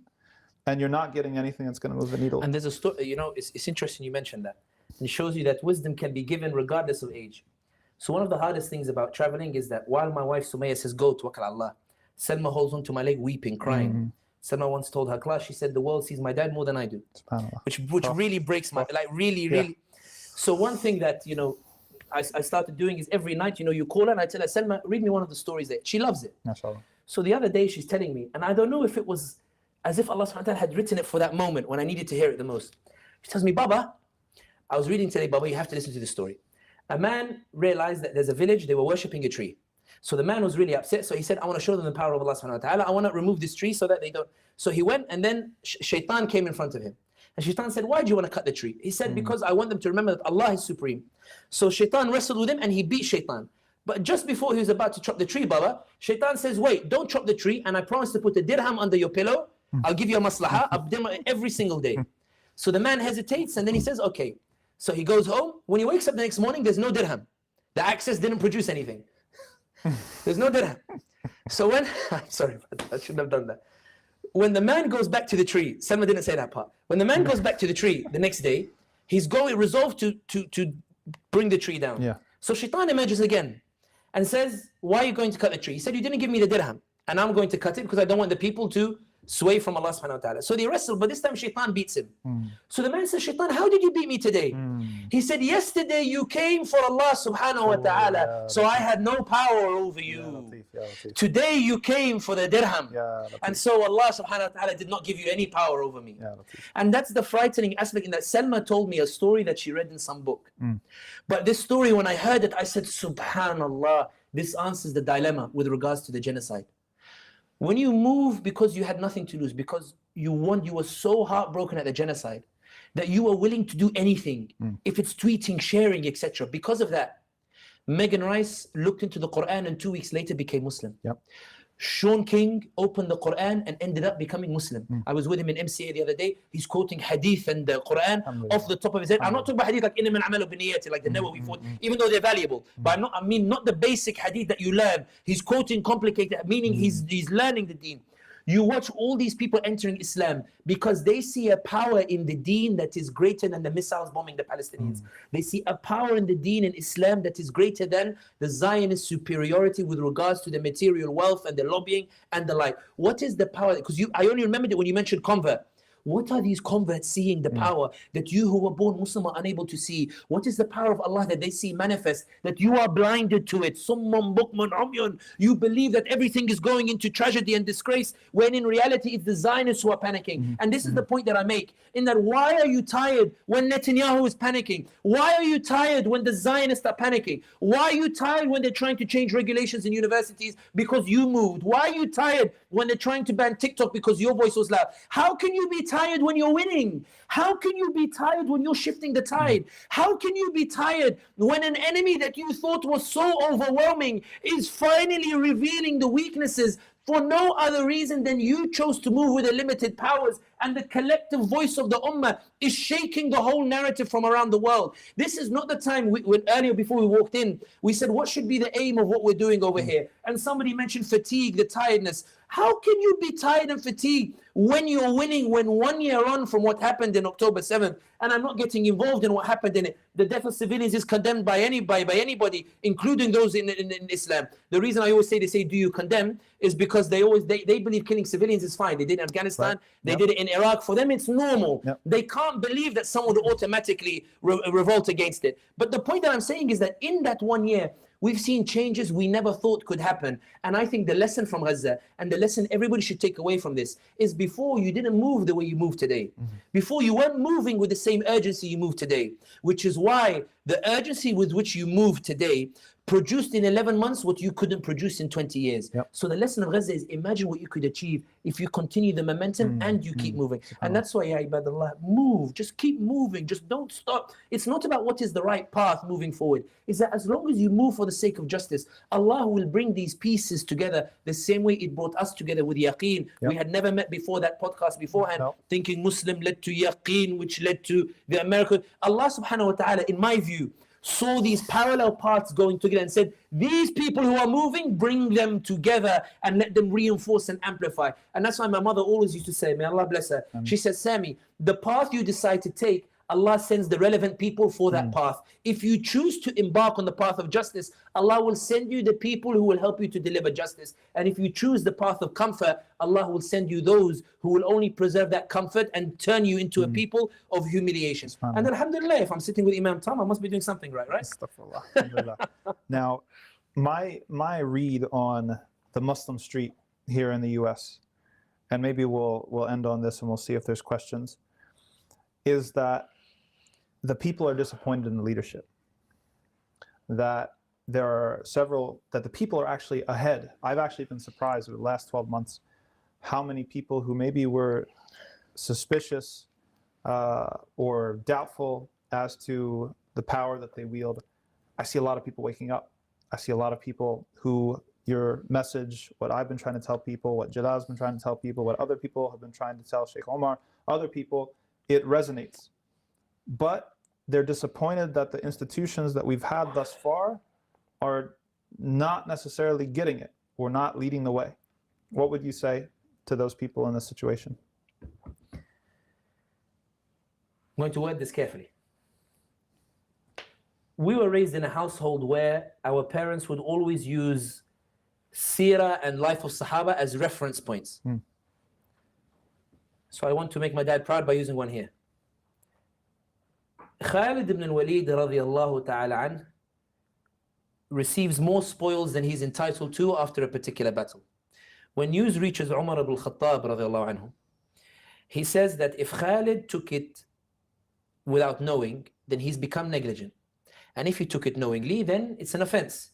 Either way is excuse to remove him as chief of staff of the army. When Khalid ibn Walid reaches Medina, Umar al-Khattab tells Bilal ibn Rabah, one of the other Sahaba, I think it's Bilal, that when Khalid enters the masjid, take his turban off and tie his hands. When he does, all the Sahaba are like, it's one of the most important institutions that we've built in the Muslim society. It is Khalid ibn Walid, sword of Allah, invincible sword of Allah. Umar al-Khattab eventually demotes Khalid ibn Walid. And Khalid ibn Walid is angry for 3-4 days, but he accepts it. When Ubayd al-Jarrah says to him, I'm to replace you, Khalid says, no better man to replace me, you entered Islam before me. And Khalid goes to Syria, and then he quells any suggestion of dissent by naming Umar al-Khattab as the executor of his estate. But Umar writes an interesting letter. Umar ibn al-Khattab who realizes that Sahaba this is one of the main institutions of our community. And, you know, I'm not too eager to see it changed or to see it replaced or to see something new. So Umar al-Khattab writes a letter and he says, Wallahi, I did not remove Khalid, except that I feared people would say that victory comes from Khalid, not Allah subhanahu wa ta'ala. SubhanAllah. Muhammad Asad says in his book, Road to Mecca, it is not Muslims that made Islam great, it is Islam that made Muslims great. What made the Ummah great was its ability that there are some institutions that serve the purpose in a certain point of time, and Jazahumullah al-Khair. And there is a new era and a new chapter that requires new organizations, that requires new leadership. We had Khalid ibn Walid radiallahu ta'ala an. Today we need Ubayd al-Jarrah radiallahu an. We might need Sa'd Abi Waqqas, we might need Amr ibn al-As radiallahu an. Each one in the eyes of Allah subhanahu wa ta'ala, they are vehicles that Allah subhanahu wa ta'ala used. Ubayd al-Jarrah is not necessarily better than Khalid or the like, but all of them, Allah used them as vehicles. And Umar al-Khattab was making this point. Do not hold on to a vehicle if it no longer serves its purpose. Do not hold on to a leader if they're no longer serving their purpose. Umar al-Khattab himself made the dua, Allahumma, do not keep me in this position longer than my ability to serve in it. Allahumma, leave only the one who is talented in this position. If I need to step down, let me step down if I see somebody who is more talented. I always say, and this is not just because I'm here in Yaqeen, and people can testify that I asked this question even before Yaqeen. I asked, why is it that Yaqeen as an organization, compared to other organizations, how is it that, yes, you have Sheikh Umar Sulaiman, but you have so many people popping up around it, etc.? It's because there is a structure here that says that one is not greater than the institution. It's the institution and the vehicle, it being is a vehicle, which is the pride. And that's why I always say, and I say it in a roundabout way, and I'll say, I'll use my words that I used exactly. Somebody said to me, Sami, we are moving, but the organizations are not moving at our pace. What can we do to convince them? And I said, bypass them. I remember organizations, they said the community is moving too quickly, we want them to slow down. And you know, and I said, you risk being rendered obsolete. Absolutely. Because the ummah keeps moving. Absolutely. The ummah elevates those leaders that are relevant to the time. It's for you to adapt to the ummah, not the ummah to adapt to you. Yes, and unless you adapt to serve the needs of the ummah at that particular time, then barakallahu feekum. Jazakumullah alf khair. You were wonderful once upon a time. And that's not taken away. Khalid ibn Walid was wonderful radiallahu anhu when he took Iraq and Syria. It's for Ubayd al-Jarrah radiallahu ta'ala an, and then Amr ibn As after him to lead the next page radiallahu anhu ajma'een. It doesn't take away from each other. It's not about, you know, this is bad and this is good. It's that we have a time, we need a leader. You're not there, khalas, let's elevate somebody who is at this moment in time. And this is why the ummah has survived for 1400 years, because the ummah is able to refresh its leadership. The ummah is able to retire leadership. I'm not saying that should happen here. I'm saying the ummah is able to find new leaders. Why? Because what inspires this ummah is not a personality in terms of the leadership. What inspires it is a message delivered by the Prophet of Allah, by Muhammad sallallahu alaihi wasallam, which said that if you move for the sake of Allah, Allah will give you from where you do not expect. يَزِدْكُمْ قُوَّةً إِلَى قُوَّتِكُمْ وَيُؤَيِّدُكُمْ. And He gives you assistance from angels. Allah will give you, He will give you Dawood alayhi salam. He'll bring from you Talut alayhi salam. When he was appointed Talut, you know, Imam, what did the community say? What do you mean Talut? What do you mean Talut? Isn't it? Shu'aib alayhi salam. What is it? مَا نَرَاكَ عَلَيْنَا بِعَزِيزٍ. We do not see you as someone from Oxford, but Allah elevated him. If these organizations do not want to lead this initiative, then allow the space for Talut, allow the space for Dawood, allow the space for Sulaiman, allow the space for Ubayd al-Jarrah, allow the space for Amr ibn As. For wallahi, they are there. They just need you to loosen your grip a little bit. MashaAllah. Okay, should we get some questions? We got questions. Do you really have questions? Then it's late. It's late. Sami, do you have any final words you'd like to say? I think that the final thing that I will say is this. Whatever happens as a consequence of our movement is not what should make you move. The idea that we will achieve something should not be a condition on which you move. Absolutely. For the Quran is full of examples of Nuh alayhi salam, who for 900 years gave da'wah, to the extent where he would say, Rabbi inni da'awtu qawmi layla wa nahara wa lam yazidhum du'ai illa firara wa anni kullama da'awtum li taghfira lahum ja'alu asabi'ahum fi adhanihim wastaghshaw thiyabahum wa asarru wastakbaru istikbara. Allahumma, I've called on my people for 900 years. I've called on my people day and night. And every time I call on them, they run away from me. And when I call on them so you might forgive them, they put their fingers in their ears and they cover their faces and they treat me with arrogance. Allah subhanahu wa ta'ala tells us about Ashab al-Ukhdud. Their ending was not what you would imagine you would like your ending to be. Right. Allah gives all of these various different examples. وذلك الفوز العظيم. وذلك الفوز العظيم. But this is why I think that, what does it mean to be successful in Islam? And that's why we came back to the point of struggle. What made Rasulullah great? It wasn't the lands he conquered. It wasn't the wealth he had. By the time he died, Rome was still a superpower, and so was Persia, but he predicted they would fall. His magnificence was that people would move knowing they might not see the outcome. Right. His magnificence was he convinced an ummah to move, even if they believed they would not achieve it, because they weren't desperate for an outcome. They were desperate for the pleasure of Allah subhanahu wa ta'ala.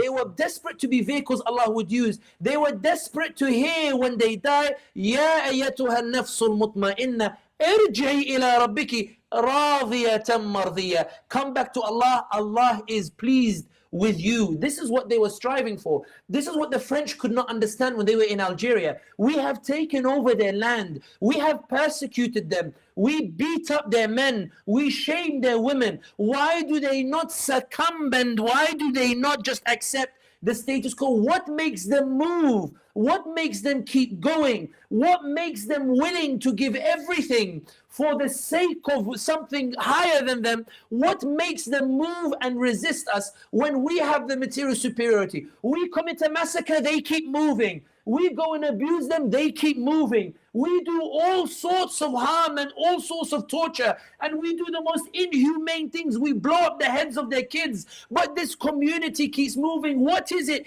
Make me understand what this message is. The glory of Islam, the beauty and magnificence of the Prophet Muhammad sallallahu alaihi wasallam was not that he conquered Aqsa, he wasn't there. It was that he put the spirit in people's hearts, that if I don't do it, let me pave the way for somebody else to do it. Let me keep moving. If I don't see it, I'll meet in Jannah the person who did it, and then I'll hear the full story. Let me strive, because the dunya is for them and Jannah is for us. That's the magnificence. Do not move on the basis that you want to see an outcome in your lifetime. Do not pursue this cause on the basis that you believe you have to see the liberation in your lifetime.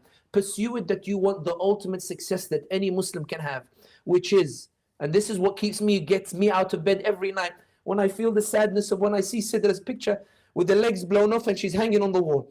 When I see Hind Rajab 320 bullets shot at her car. When I see Reem and the picture of her with her grandfather, Ruh al-Ruh. When I see the heads of those kids blown up. When I see the utter inhumanity. When I see that there are people who are willing to forgive the genociders. When I see that there is a global order that is sanctioning what is happening, I would prefer to see these Zionists bomb the living daylights and set the world on fire than stop them and stop this genocide that's taking place. What keeps me going is this, is that Allahumma, I know that you exist. Allahumma, I know that your will is manifest. Allahumma, I know that your promise is true. Allahumma, I know that you've already appointed a time for this promise.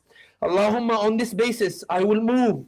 Allahumma, I'm trying to come up with these eloquent arguments and I don't know how eloquent they are. I'm trying, Ya Rabb, and I do it for you. Allahumma, I'm worried about what the consequences might be. I know I'm doing activism in luxury, but I'm worried something else will come. Allahumma, make me strong in doing it. Allahumma, I'm trying to call on my people, doing research. What are their fears? How can I address it? Allahumma, I don't like flying. I'm getting on those planes. I hate turbulence. Allahumma, I'm doing it. Instead, I'm doing it. Ya Rabb, please accept this from me. I'm not the one who's going to deliver the victory. I know it's only you, Ya Rabbi Subhanahu. But Ya Rabb, I imagine that it may well be, Imam Tom, that on our deathbeds, we are sitting there and maybe we are WhatsApping each other and we say, our time has come, but the world is in a worse place. The world is in a horrible place.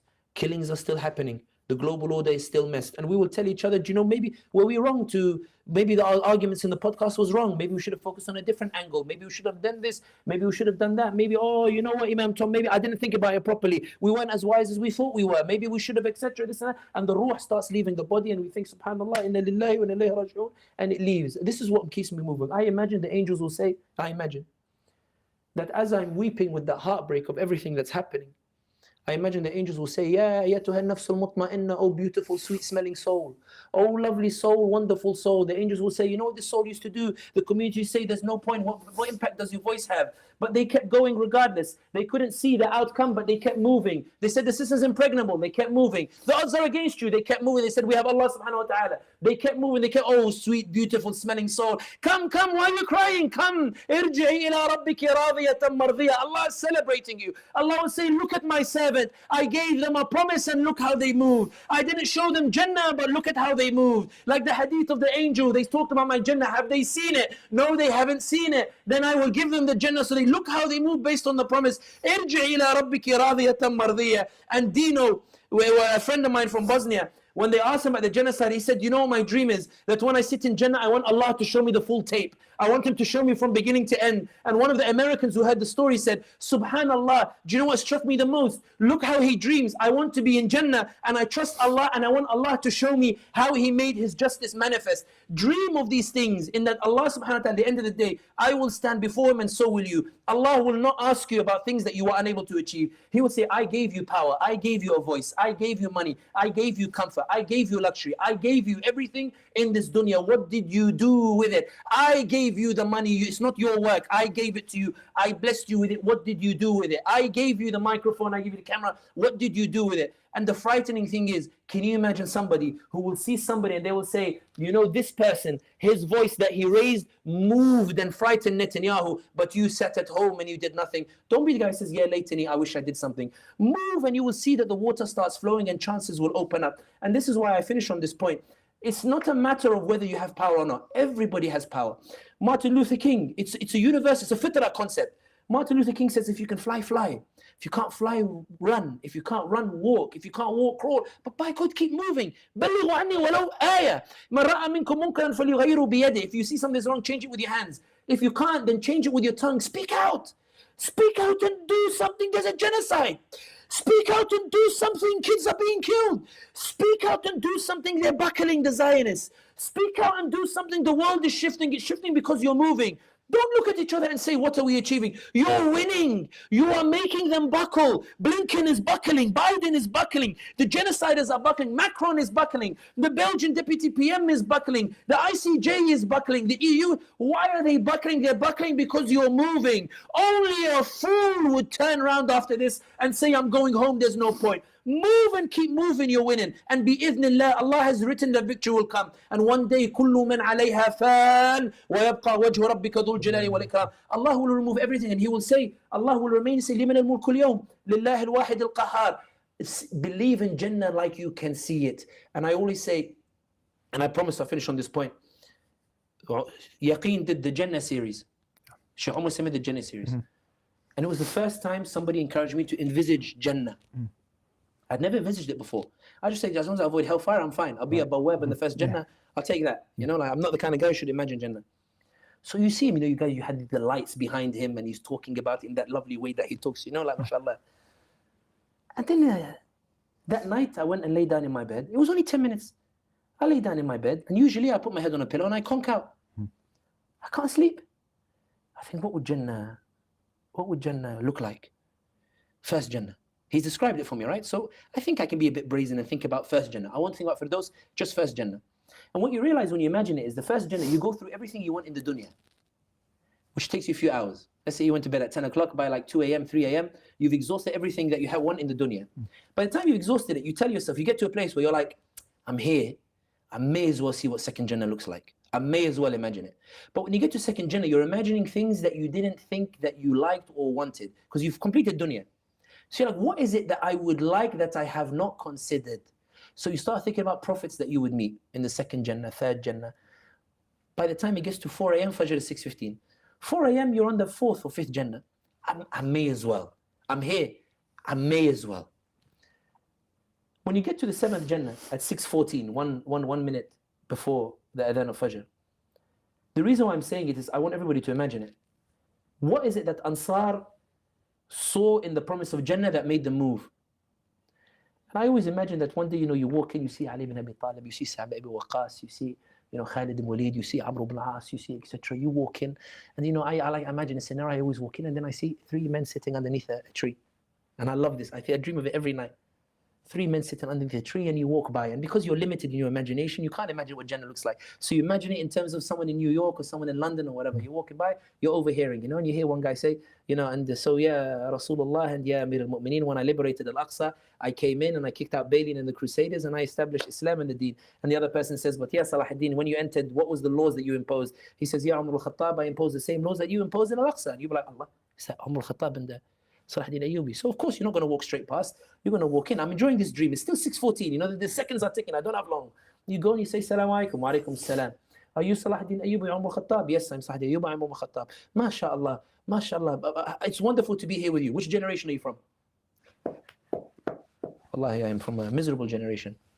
I'm a generation where we could have punished genocide, but we were unwilling to shake the status quo because we'd established a comfort in it. So we didn't think it was worth it. But I tried. I used to go all across America, very big country, Salah ad-Din Ayyubi, it was 4 hours to fly from Detroit to Arizona. 4 hours at that time was longer than London to Istanbul. You should have seen the Raleigh to California flight, 5 hours, 15 minutes. It was almost from London to Riyadh, etc. But we tried to do this, etc.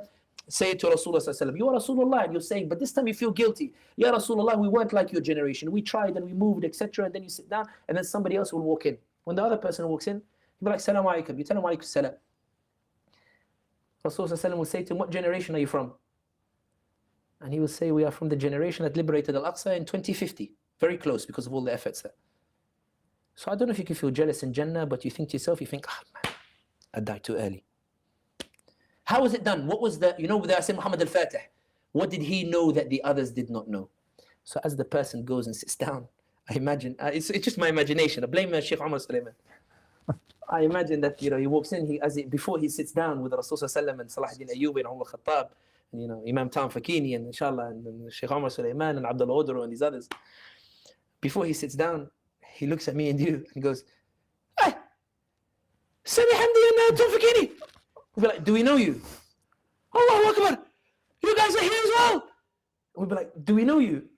Ya Rasulullah, I used to watch these guys on Yaqeen, and I used to watch these, and they used to say the Ummah is strong, you're powerful, you can do it, don't let the confidence, move, go boycott, go protest, go do this, yes they're buckling, yes you're winning, and he made me believe it. I'd watch him and feel like I believed it, and so I would go and I would protest, I would go to the encampment, I would spend my money fi sabilillah, I would go, and Ya Rasulullah, one thing led to another. They paved the way of a new generation of thinkers who didn't fear as much as they hoped, they believed it, we could see it as if we could see it right in front of us. They painted the picture for us, Ya Rasulullah. They painted the picture what Jannah looks like. They painted the picture what liberation looks like. And one thing led to another. And then eventually, Ya Rasulullah, I finally got to pray in Al-Aqsa, but it didn't happen without the efforts of those who came before. They paved the way for us. Alhamdulillah, Alhamdulillah, I find you here. Ya Rasulullah, we are not here without that generation that came before us, that paved the way for us. I accept that bit part role, if you would call it a bit part role. If the reward is Firdaus, if the reward is Jannah, if the reward is sitting with Rasulullah sallallahu alaihi wasallam, give me the bit part role. Give me Sumayya radiallahu anha, even though she wasn't a bit part role. Give me Sumayya radiallahu anha. Give me Mus'ab ibn Umayr. Give me whatever. When next time that book is put in my hand, I'm ready to be any one of the Sahaba if it means that I get there. But the best thing that I imagine, just for 6:15, 58 seconds just before the adhan comes in, I didn't realize that I could love something so much until I imagined it. Because once you get to Firdaus with the Prophet Muhammad sallallahu alaihi wasallam, the question is, what is there left for me to see? And there's only one thing left, which is a promise that I learnt about but never thought about. I never contemplated it. It never moved me or the like. Which is that maybe Rasulullah sallallahu alaihi wasallam will stand up and say, Ya ibadallah, stand up, we have a meeting. What's a meeting with Ya Rasulullah? Allah is about to reveal His veil. It's done. You are here for eternity. He's about to reveal His veil. And Allah looks at you. You finally see the face of Allah subhanahu wa ta'ala. And He says, Ya ibadi as-salihin. Ya ibadi who believed in my promise. Oh, you look at what I prepared for you. Look what was waiting for you. Look at here, look at it here. Do you feel pain here? Was the dunya worth it? Look where you are today. Look, have it for eternity. Have it forever. ادخلوها بسلام. ذلك يوم الخلود. لهم ما يشاءون فيها ولدينا مزيد. فيها سرر مرفوعة وأكواب موضوعة ونمارق مصفوفة وزرابي مبثوثة مَبْثُوثًا. Allah says, have it, have it. I always wanted you to be here. All I needed was for you to trust me. Oh, you who trusted me. Oh, you who trusted me without seeing me. And ادخلوها بسلام. Enter my Jannah, فادخلي في عبادي وادخلي جنتي. I think that is worth moving for, regardless of what happens in this dunya. So let's enjoy the journey and see where life takes us. Bismillah. Bismillah. That's a wrap. We're gonna do it. May Allah bless you, Sami. Thank you very much for coming here. And Bismillah.